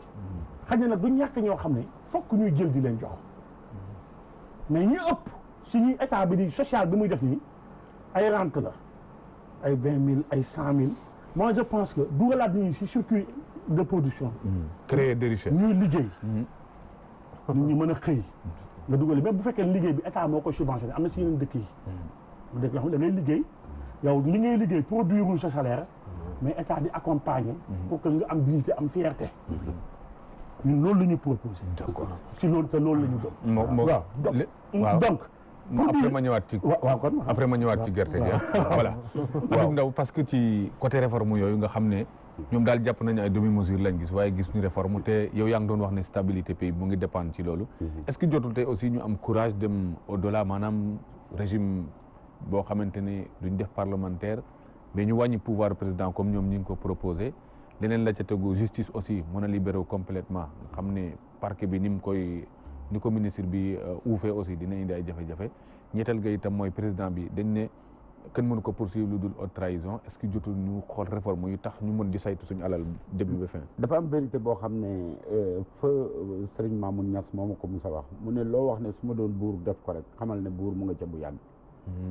réforme fonctionnement de la justice bi président Macky Sall depuis 9 mois créé na benn commission. benn commission de 28 bi coow li commencé. Non, c'était 9 mois en 2000 l'année dernière. Donc kon bientôt. waaw non commission de réforme boo xam ne day xoolaat le fonctionnement de la justice. mais affaire yi libération de la justice comme su doon dañ leen a tënk c'est une fausse perception. procureur jàppal ne benn avocat la boo xam ne benn client rek la am muy l'État la société. dans notre système dans notre arsenal juridique kooku ministère public moo koy wax lu muy def mais ce procureur du juge dama leen di jox cas yu bëri yoo xam ne quand on parle de l'indépendance de la justice il faut faire très attention l'affaire maître Sey bi muy am comme yow yaa ngi PDS te sa candidat moo nekkoon avocat Ablaye Wade Habib Thiam était premier ministre il a tout fait pour que Ablaye Wade qu'il y ait un lien entre le président Ablaye Wade entre Ablaye Wade de l'époque maître Ablaye Wade et les Clédor Sène parce que c'était l'État qui poursuivait il y a eu un juge qui a eu un courage et qui a dit je ne vois aucun lien entre les deux je n'inculpe pas Ablaye Wade nous avons les meilleurs magistrats très respectés tout à l'heure ci sa wax nga ne bu dee magistrat bi di gérer carrière am loolu du problème yi président de la république de su magistrat bi di gérer carrière am bay jël yenn décision yi loolu problème yi magistrat bi la mais ça n'enlève en rien l'indépendance de la justice tant sur le plan normatif sur le plan des textes que sur le plan de la vie de tous les jours beneen prudence bu ñu war a jël moo tax il faut ñu respecter suñu magistrats yi parce que ñoo nekk fu nekk ces pays yi fu nekk beneen bi mooy fii nos juges ne sont pas élus ils sont désignés su fekkee dans un pays comme États-Unis la ils sont élus munoo koo xam ne dañ ko désigner face à un pouvoir politique qui jouit d'une légitimité venant du vote du suffrage universel ngay simmi ngay wàññi pouvoir yi président de la république bi nga xam ne suffrage universel moo ko fa teg di transférer pouvoir yooyu parce que pouvoir boo wàññi rek jeu de balance la balance and checks loolu la ñuy wax pouvoir yi ni ko Montesquieu inventé wo léegi soo wàññi pouvoir yi président rek yokk nga beneen pouvoir feneen par rapport au texte ëpp bi Montesquieu yaa ko wax il faut faire la force du pouvoir que le pouvoir arrête le pouvoir. waaw loolu la Montesquieu waxoon. d'accord oui mais su dee pouvoir bee mënta arrêté bii. bii lu mu bëgg a def ko kii moolu ko dara. waaw c'est valable pour les députés. waaw mais c'est valable pour la justice. waaw amuñu benn moyen de. loolu d'action débat ci président doctrinal de la face République. à l'exécutif. léegi ko. léegi mais par contre kii mën na agir si ñoom. léegi débat doctrinal la beneen bi ci des ma wax ko benn yoon une fois tout ñi am bourse familiale saraxuñ leen président Macky Sall dafa def ne y a une rationalité économique derrière pour bourse familiale bi c'est-à-dire que bourse familiale bi dafa am ñaari condition foog xale bi vacciné wu wax ngeen ci ba pare. waaw foog xale bi vacciné wu foog xale bi jàng donc investissement la léegi monsieur Sow ma ñëw ci yow monsieur Sow waaw monsieur Sow capacité nañ leen mais xaw ma woon ne sa leader bi cuune la xamoon naa la ni ci moom heureusement yow rek yaa ko wax. waaw man du ma rek ci dëgg bi laa bokk waaw ci dëgg bi laa bokk de te maa ngi fi bëgg a dama bëggoon rek préciser benn affaire ñu dem waaw léegi bàyyil ma donc terminer pour la première fois Sénégal waaw les candidatures sont portées par des parrainages oui gis nga d'accord Ousmane Sonko waaw moroomam yëpp waaw il a une base sociale boo xam ne c'est 1% du fichier waaw ne serait-ce que ça rek waaw bu ñuy wax ci ñoom nañ ko def ci njekk ak teraanga am na ci solo bu newul moom sax ñu respecté non ña nga xam ne am nañu confiance ci moom porté candidat kon xaaral ma Sonko du ma ko suivre ci mu faram moom saaga yi ni saaga Macky bu dégg bëccëg ak doomi Macky non loolu yaa ko wax amul fenn fu mu ñàkkee kersa waaw mais ñàkkee na kersa sénégalais yi ci livre loolu moom bi c'est les sénégalais yi sont complices d'un système loolu moom liiraatal parce que li ma wax mooy li ma wax ci njëlbeen élection bi dañu war a tànn entre dëgg ak lu maasawul ak voilà boo bëggee sa askan aussi ak waroo xool rek lu ko neex rawatina bu fekkee loolu da koy lor parce que dañu yàgg di gëmloo askan bi ne di leen wax lu di gëmloo askan bi ne li fi am ñenn ñi rek ñooy coupable donc jox aussi ñu ne askan bi li nga xam ne ñoo ngi koy dund 1960 ba léegi ce sont des responsabilités partagées donte classe politique bi lam ci cër ba mu ci am wala wam ci am moo ëpp bi ci askan bi léegi nag ma àggali foofu damay àggali rek pour sa leader bi livre la defar Paris mu ne Sénégal dañ ko aaye livre baa ngi fii ne kii di ko fàttaliku ngeen il a fait une conférence de presse mosut a wax loolu mu ne mosul wax ne dañ ko aaye Sénégal mu ne Sénégal dañ ne livre am bi du fi dugg mosul wax loolu maa ngi jégalu nag doyen député yi non amul problème débat la politique la rek après le 25 on est des frères fekkee on est des frères ñu wax leneen waaw après le 25 sax yéen da ngeen di am yeneen souci mais ak Mamour Diallo ak yooyu bon waaw mais 94 milliards yi mu ne 94 milliards dañ koy tëj moom Abdoulaye nee na dañ koy tëj après non tëj ak yooyu ñun duñ tëj duñ tijji am nañ droit de grâce mais bu la dégg li ngay waxee loolu lay nirool non ak Mamour Diallo li nga wax léegi ab magistrat rek moo war a taxaw ne mu ne ab citoyen yow am di nga am problème mais un militant d'un parti comprendre bu taxawee di anticiper l'avenir judiciaire d'une personne parce que foofu état de droit dama ne après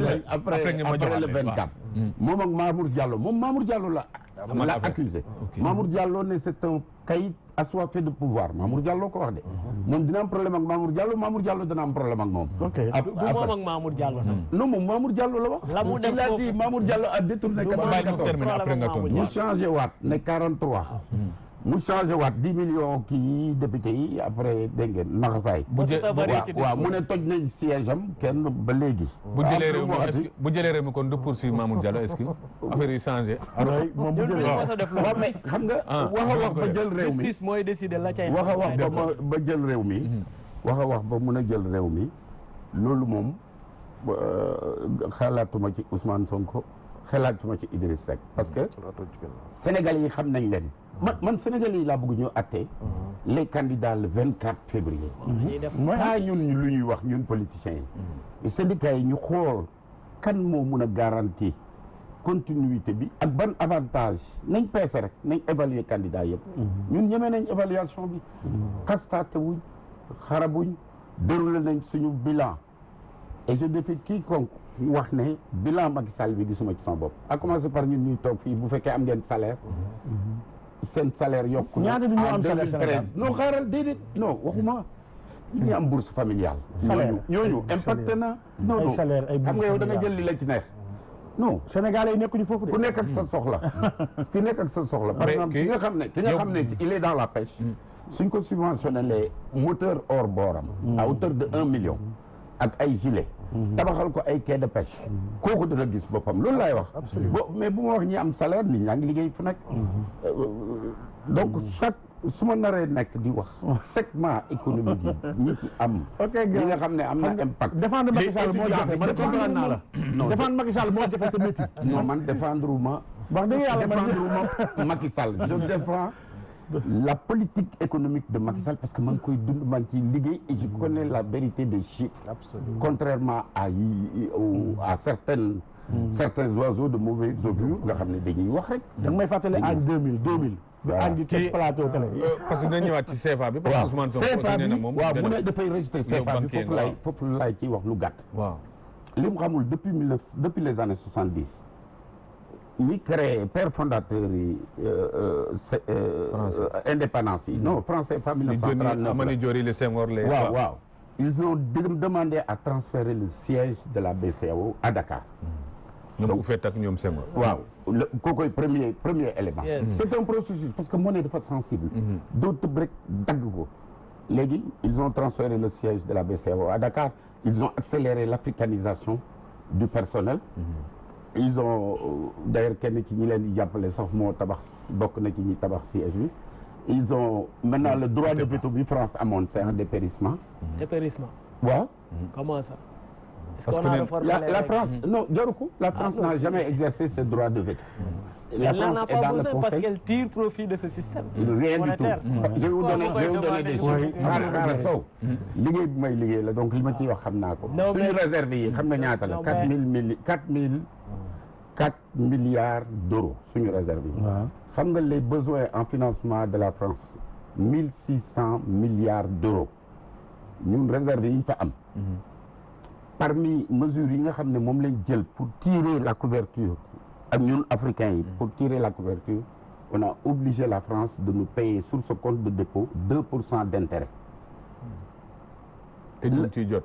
ñu ngi ciy jot dañ koy capitaliser 4 milliards lañ am ñun 4 milliards d'euros la ñuy am de réserve pendant du lu fa taaje rek pendant 3 mois 6 mois d'exportation les besoins France soxlawu ko moo tax Macron bi ñëwee mu ne su ngeen bëggee kii en plus c'est maladroit de dire nañ génn CFA non ñun buñ génn na France génn CFA parce que CFA c'est une très bonne monnaie te dinañ ci génn nag mais c'est un processus boo xam ne commencé na lu yàgg nee nañ dévaluation mën na amaat mais moom la ñuy ruuma daal non dévaluation fake news la non dévaluation ñu on est en situation jamonoy fake news la nekk gis nga tey Ousmane Sonko waaw Strondo gis nga damay faral di wax ne ginaar du topp kay tax ni bàyyi kay soq xam nga loolu lu muy firi day firi ni rek ne Sénégal yi dina jaxrañ gis li nga xam ne moo fi nekk duñ dem à l'aventure ndax baykat yi ñuy wax gerte geeg yu mel noonu mais gerte gi parlons-en lan moo fi amoon 570 000 tonnes lañ fi doon produire tey on est à combien 1 400 000 tonnes. donte ñii ni ngi koy bañ moom. 1 million ça ce sont des chiffres personne ne peut le contester. Personne ce sont des chiffres donc loolu mooy la réalité prix gerte gi ci Macky Sall lan mos a jaayee njëg bu mel nii dans l'histoire du Sénégal xam nga am na lu nga xam ne nit ñi dañuy wax ni rek mais xam nañ li ci biir dëgg-dëgg emploi la doon wax léegi. emploi gerte gi laa bëgg ngeen dox léegi dem laaj yi ñuy wax ne jaayuñu. waaw gerte gi parce que dinañ dégg ñuy wax ne jaayuñu. léegi Ousmane kii di wax mbirum emploi ba chiffre nga bëgg je redonne les vrais chiffres. 491 000. c'est pas 500 000 ah. vous avez baal ma wax rek wax déglu sëñ bi man kay boo dégloo da nga am ay chiffres nga bëgg ma ni créé nañ 491 000 emplois hors secteur primaire ça veut dire élevage agriculture loolu comptabiliser wuñ ko kon romb nañ foofu di dem moo tax ma wax la xam nga parfois dafa am lu nga xam ne dafa neex dama koy wax tuuti dama ne on est à l'aise pour parler du bilan de Macky Sall xam nga bàyyi nit ñi ñuy wax fii di indi ay chiffres di jéem a jaxase ANSD wax na lii wax na la la réalité mooy lii ma wax kon Macky Sall bu ne leen soxla na 1 million d'emplois pour Sénégal la jeunesse dañ koy gëm parce que mu ngi ci yoon woowu ku la jox ndekki bu la nee naa la jox añ da nga koy gëm ñaareel ba Ousmane gis nga man bëgguma di wax ci candidat yi mais damay dégg aljuma sànq ba léegi ay affaire valeur la ñuy wax ci Ousmane Sonko ak yu mel noonu. Ousmane sama rakk la ñoo nekkandoo université Saint-Louis. Ousmane dëgg nag côté boobu bëgg ñu sori. affaire 94 milliards yi ñuy wax moom lan la doon négocier ci suuf ak société Mercalex loolu tegal nañ ko fii ba ci gu ndara kàmb lam doon wax weddiwul ne moo doon négocier ci suuf vraiment man bëgguma dugg ci débat yooyu parce que xam naa sénégalais yi xam nan ma ne xam naa sénégalais yi xam nan donc débat ay valeurs yooyu patriotique affaire yu mel noonu c'est des concepts des slogans creux et vides que les patriotes entre guillemets veulent nous vendre non loolu moo fi am la réalité mooy lii xam nga li ma gëm ca gëm ko dëgg-dëgg mooy Sénégal teg nañ ko sur les rampes de lancement boobu ñu ko teg ci domaine yi nga xam ne cité nañ ko fi sànq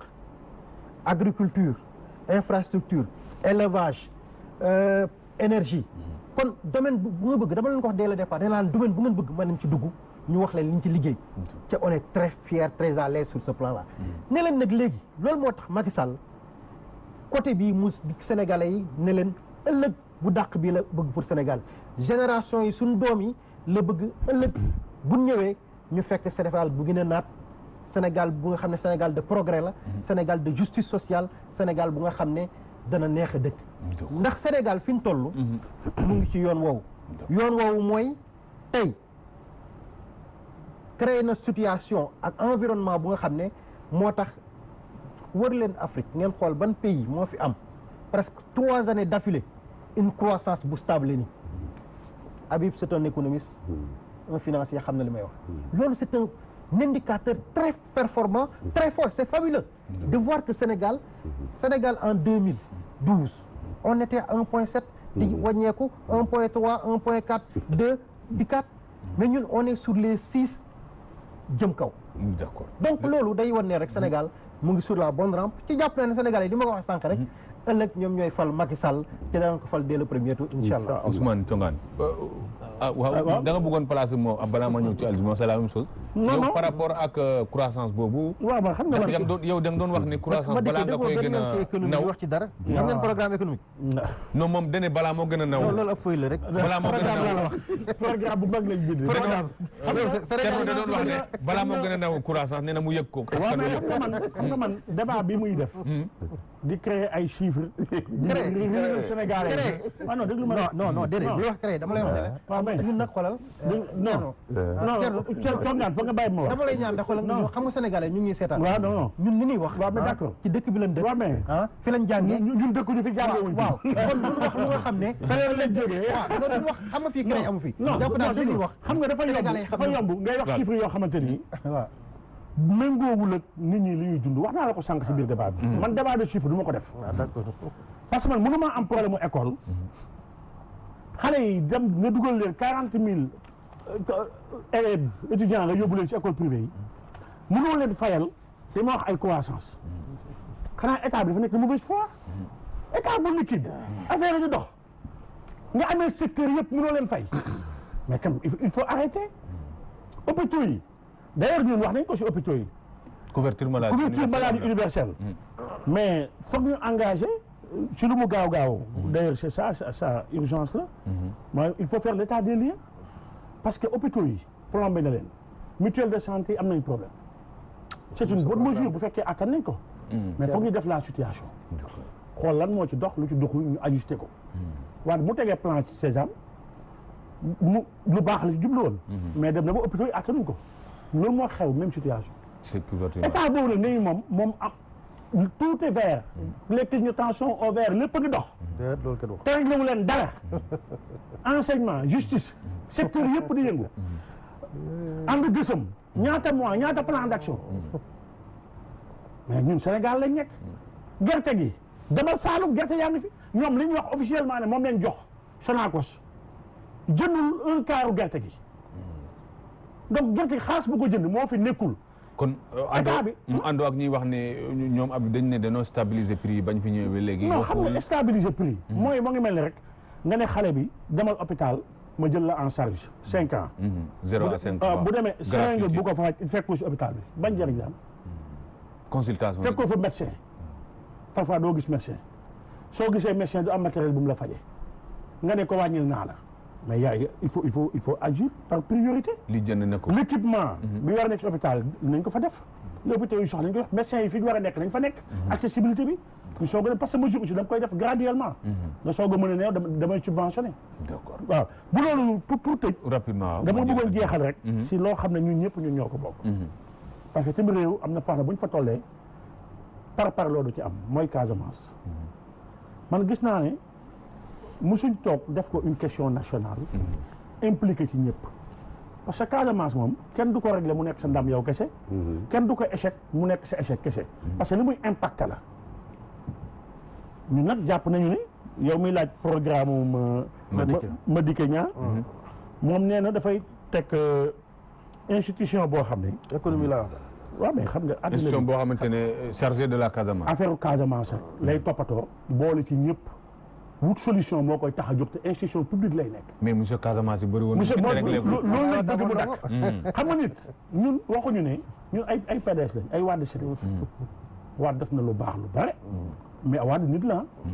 doomu aadama la yow yonent yi sax yàlla wàcce na Abacha. président Macky Sall du nit. président Macky Sall du nit. non yéen defu leen ko nit. ñun Wade nit la def na lu baax lu bare. defuñ ko yónnee mais am na lu wax xam ne war nañ ko corriger. d'accord candidature Madické Niang dafa ñëw. wala Wade defal lu baax ñu amplifier ko. fi nga xamante ni jàppoon nañ ne doxul wala incompréhension am na ñu corriger ko. kon yaakaar mën ngeen def lu raw monsieur Casamance raw ANRAC bi nga xamante ne relance des activités en Casamance. Sénégal nag dama lay wax benn affaire Sénégal du deltu gannaaw kanam rek la jëm. budget day yokk. signature Sénégal mosul am problème ñu lebal ko. état yi fi jaar yëpp kenn mu fi wax nañu ba état mu fi am problème. si ñuy def plan d'ajustement structurel. waxuñu plan yooyu. dañ ne la boo deful plan duñ la lebal. non dama ne plan bu ñu wax waxu plan loolu plan d'ajustement structurel yi amoon seen ay alliés lañ. waa wax ko Tanor Dieng loolu. affaire plan bu ñu ko wax ko Tanor ak Moustapha Niasse ñun xamuñu plan ñoom ñooy pass ñun bañ ñëwee la plan jeex. d'accord Thierno Birahim Thioban Aldiouma Sow parce que leader am na loo xamante ne tey presque débat la mooy digganteem ak Mamour Diallo ci 94 milliards yooyu président Abdoulaye bi mu ñëwee nee na ko bu Macky Sall jëlee réew mi def lay tëj loolu itam nekkaat loo xamante ne posé na ci seen bopp yéen bu ngeen jëlee réew mi mu mel ni kon am na leneen lu ngeen nar a def peut-être tëj ka nga xam mooy Mamadou Mamour Diallo wala yow gëmoo justice de vainqueur boobu nga xam ne Ablaye Wade ko wax de waaw Ablaye Wade ci Ousmane dama bëggoon rek bu ma tontoo ci loolu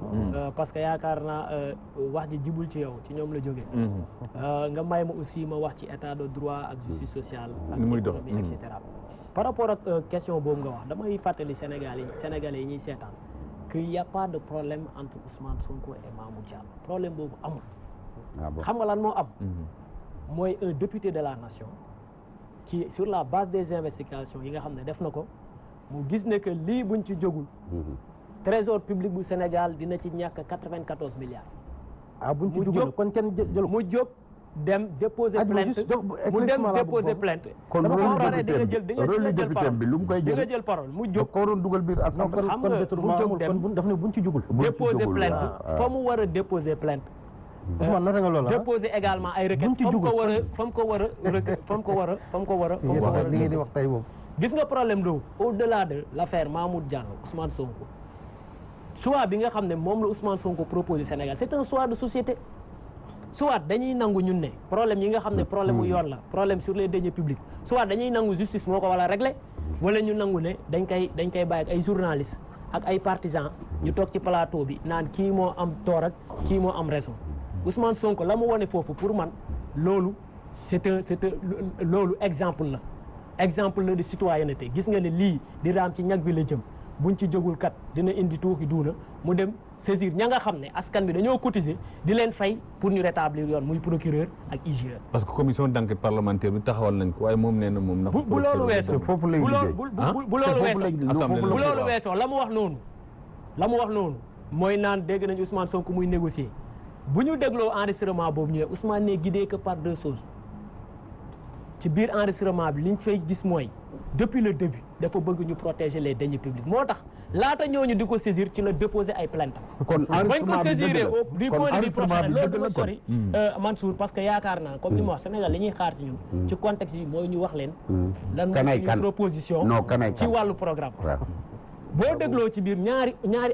objectif la ci am benn bi mooy protéger deniers publics beneen bi mooy en tant que privé particulier respecter la loi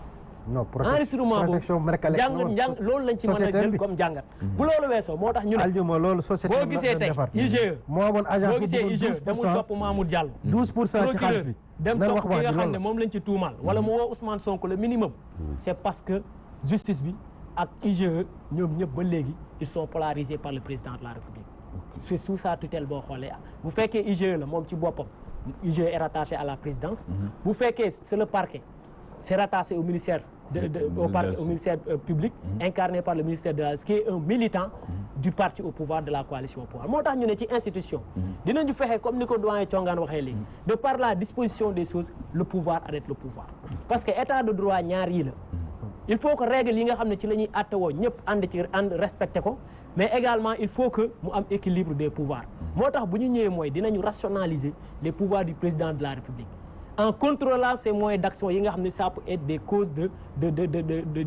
causes de frustration muy fonds politique yi ñu ne dinañu supprimer la caisse noire dinañu instituer ay fonds sociaux ñu ne dinañu réformer le pouvoir de l'Assemblée nationale pour gën a dooleel Assemblée nationale pour mu gën a def liggéey bi nga xam ne moom la ñuy xaar ci moom ñu ne dinañu génn le président de la République du conseil supérieur de la magistrature ñu bàyyi magistrats yi ñu organiser wu ñoom seen biir xool lu ñuy gérer seen carrière ak seen mobilité bu loolu weesoo ma ñëw ci social bi gis nga problème mu Sénégal tey problème de justice sociale la moo tax ñu tuddee suñu programme jot na li ñëpp bokk ñëpp jot ci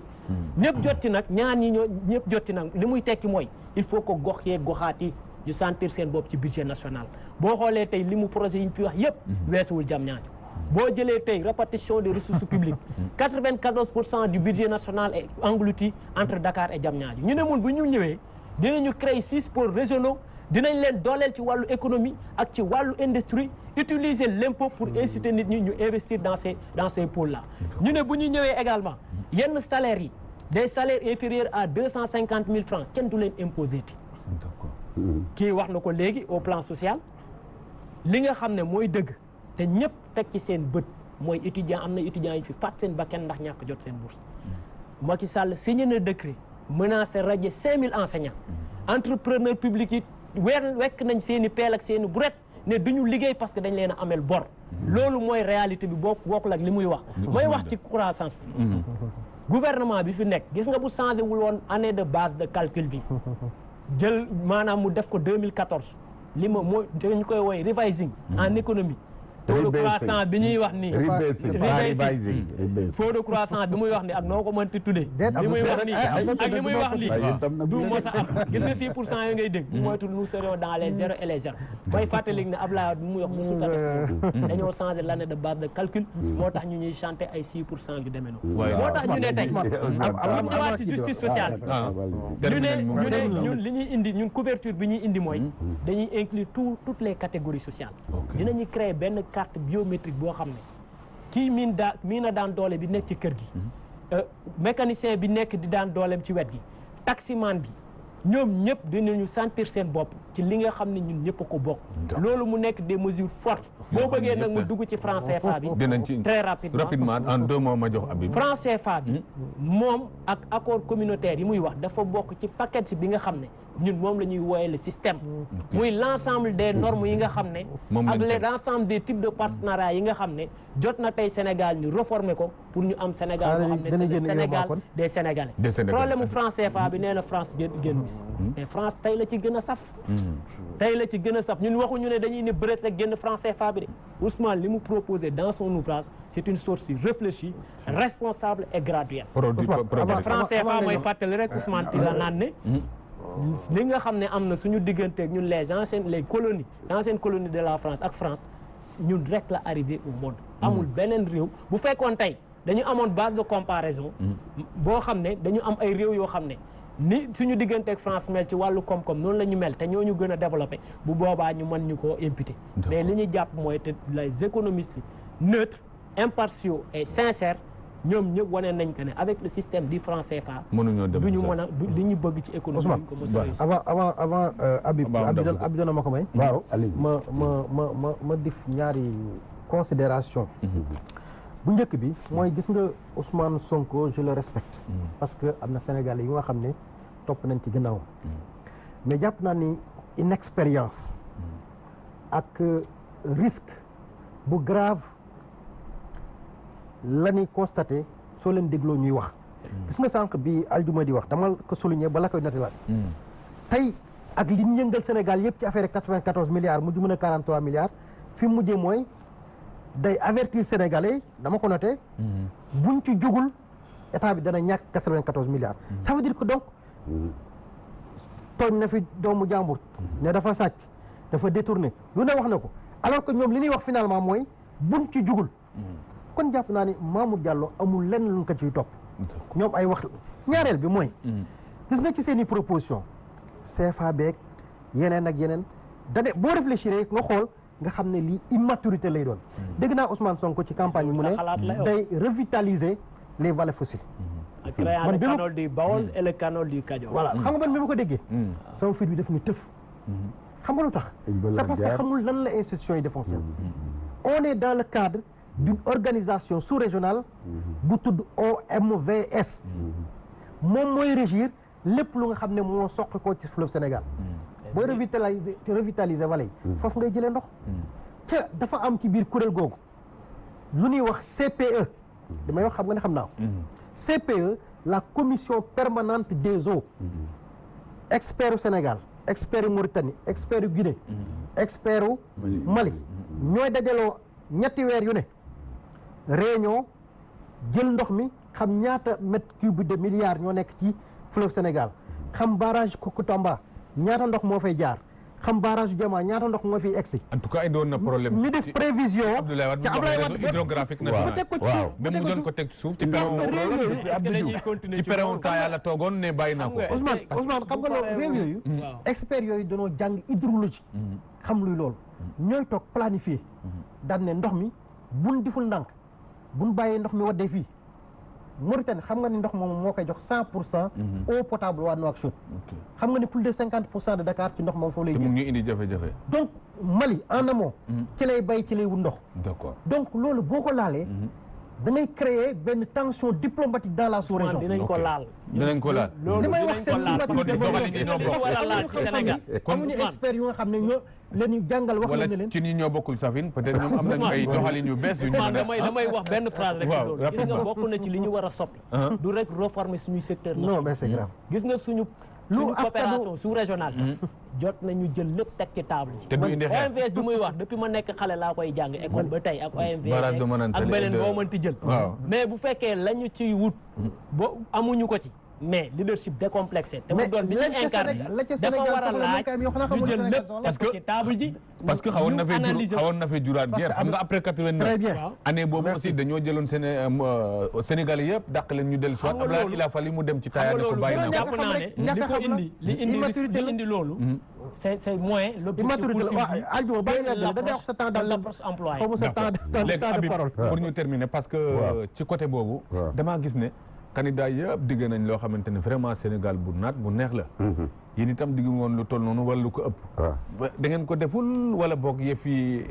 da ngeen dugg ay réalité pouvoir jàpp leen parce que boo leen dégg ñu wax da ngay jàpp ne dara amul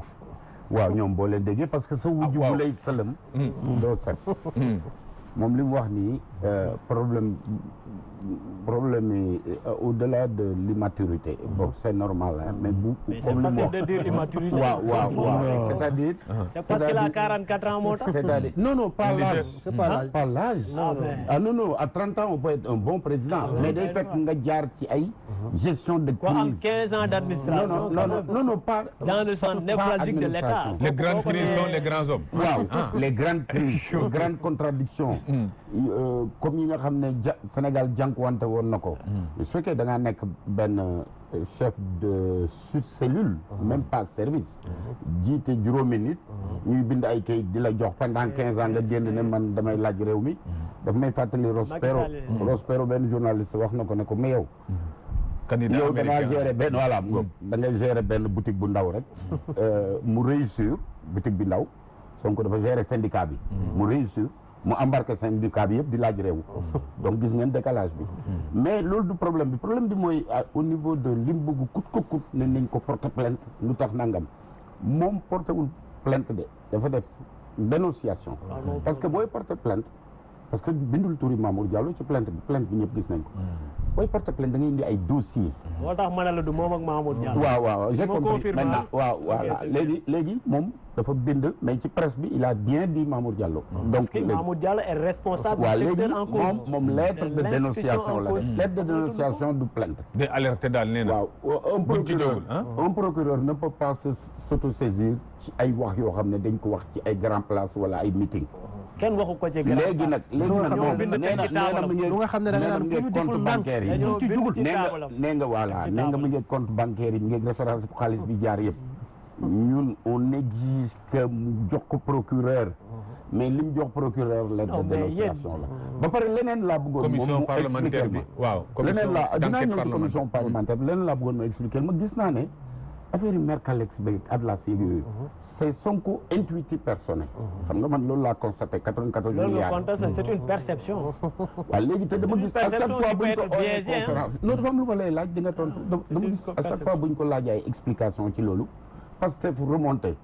kon y a une collusion mafiosi entre le leader amul benn collusion lu tax des problèmes yoo xam ne moom la moom personnellement parce que la famille Ndiaga Ndoye n'a pas saisi la famille Ndiaga Ndoye n'a pas saisi Pastef la famille Ndiaga Ndoye a saisi l'expert fiscal qui s'appelle Ousmane Sonko maintenant pourquoi à chaque fois bu conférence de presse amee la coalition ou le parti di monter au créneau loolu après nga tontu ci beneen bi mu ne nañ ko plainte encore une fois technique boobu muy def de dissimulation bon technique la boo xam nañ ko may tam defoon na ko salafis yi dañ ko def di dissimuler waxuma ne sax salafis la mais am na technique bi utiliser daal dalul sama xel waaw mais loolu sa gis-gis la waaw bàyyi man na bañ a maase dëgg li aussi lim ne nañ ko porter plainte bu ba léegi mu ngi ut ku ko convoqué kenn convoqué wu ko parce que xam nga lu tax d'abord convoqué ko yombul député la candidat à l'élection présidentielle texte yi dañoo tënk moom xam na ne kenn mënu ko convoqué waaye il faut mu rey nit ñi ak wax ne bu fekkee li may wax amul nañ ma porter plainte li muy wax preuve na ko dem yóbbu après le 25 février incha allah mardi mercredi mun na ko yóbbu su ko defee ñu wax ci wax jooju bon li mu doon wax ne rapport dama koy dégg souvent muy wax leadership décomplexé yow sax da nga koy répété waaw moom la ñuy incarné daf may fàttali ne yéen a ngi am complexe d'infériorité boo dégg kenn di wax décomplexé donc complexé rek dafa am problème de xam nga complexe ñaar la complexe de supériorité am complexe d'infériorité wax ko mu génne ko ci vocabulaire am comme ça muy parce que sinon day am on a l'impression qu'il part avec un complexe. Non mais loolu c'est votre propre analyse. waaw je peux te le confirmer. Thierno Birahim Thioban ci dernier tour de table bi nga xam ne tey jii ñu ngi dem ci scrutin. tey jii gis nañ ne coow li bëri na yéen wax ngeen ko di ngeen yéen bokk ngeen ci ñu war a supprimer caisse noire bi wala da ngeen ko nar a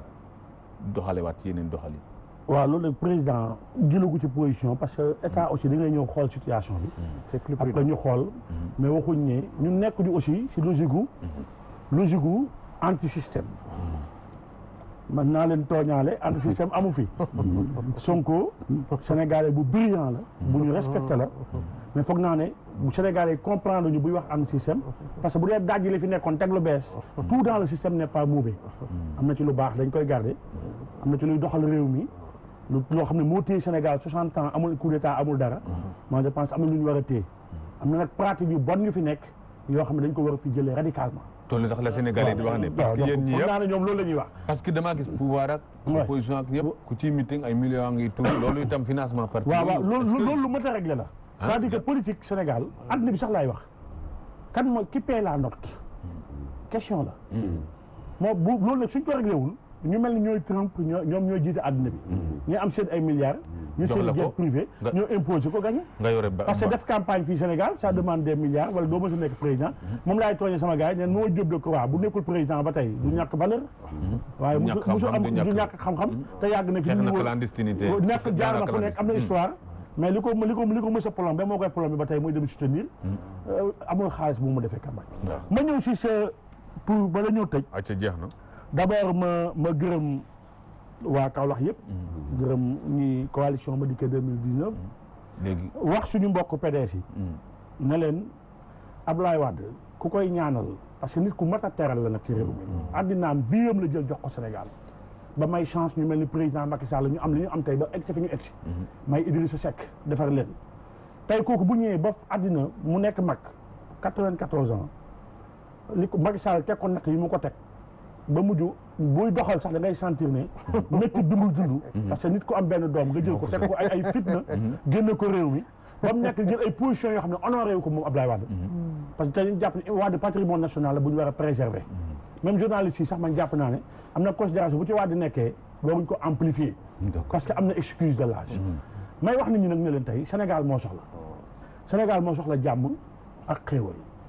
xéewal gi ñoo ngi koy séntu gis nañ pétrole gis nañ gaz mu ngi ñëw ci réew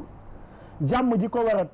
laltaay ba mu jariñ réew mi président Madické Niang moom moo indi offre boobu ci dalam ci teeyam ak tim am 60 ans de vie sociale jaxasoo ak réew mi yëpp bokk ak réew mi nit ku mel noonu suñu amee chance mu nekk suñu candidat réew mi ñoo ci war a jàpp fal ko ba xeexante bi jeex bàyyil Sonko dóoral Macky jàppal Idi Madické Niang nekkul si loolu ñëpp la bëgg a day ñu ànd tabax Sénégal d'accord ñu ànd tabax Sénégal kon waxtu bi jeex na mais yow aljuma bëggoon naa la interpeller rek parce que ci projet yu ngeen taxawal bokk na ci yoo xamante ne taal na ay réew yu bëri dañ ne conflit ci àddina bi li koy gën a suuxat bokk na ci mbirum ndox te ndox moomu ngeen nar a laal Abdou Diouf waxoon na kat wen ne ay bu ma geeroon expérience ak ko mayoon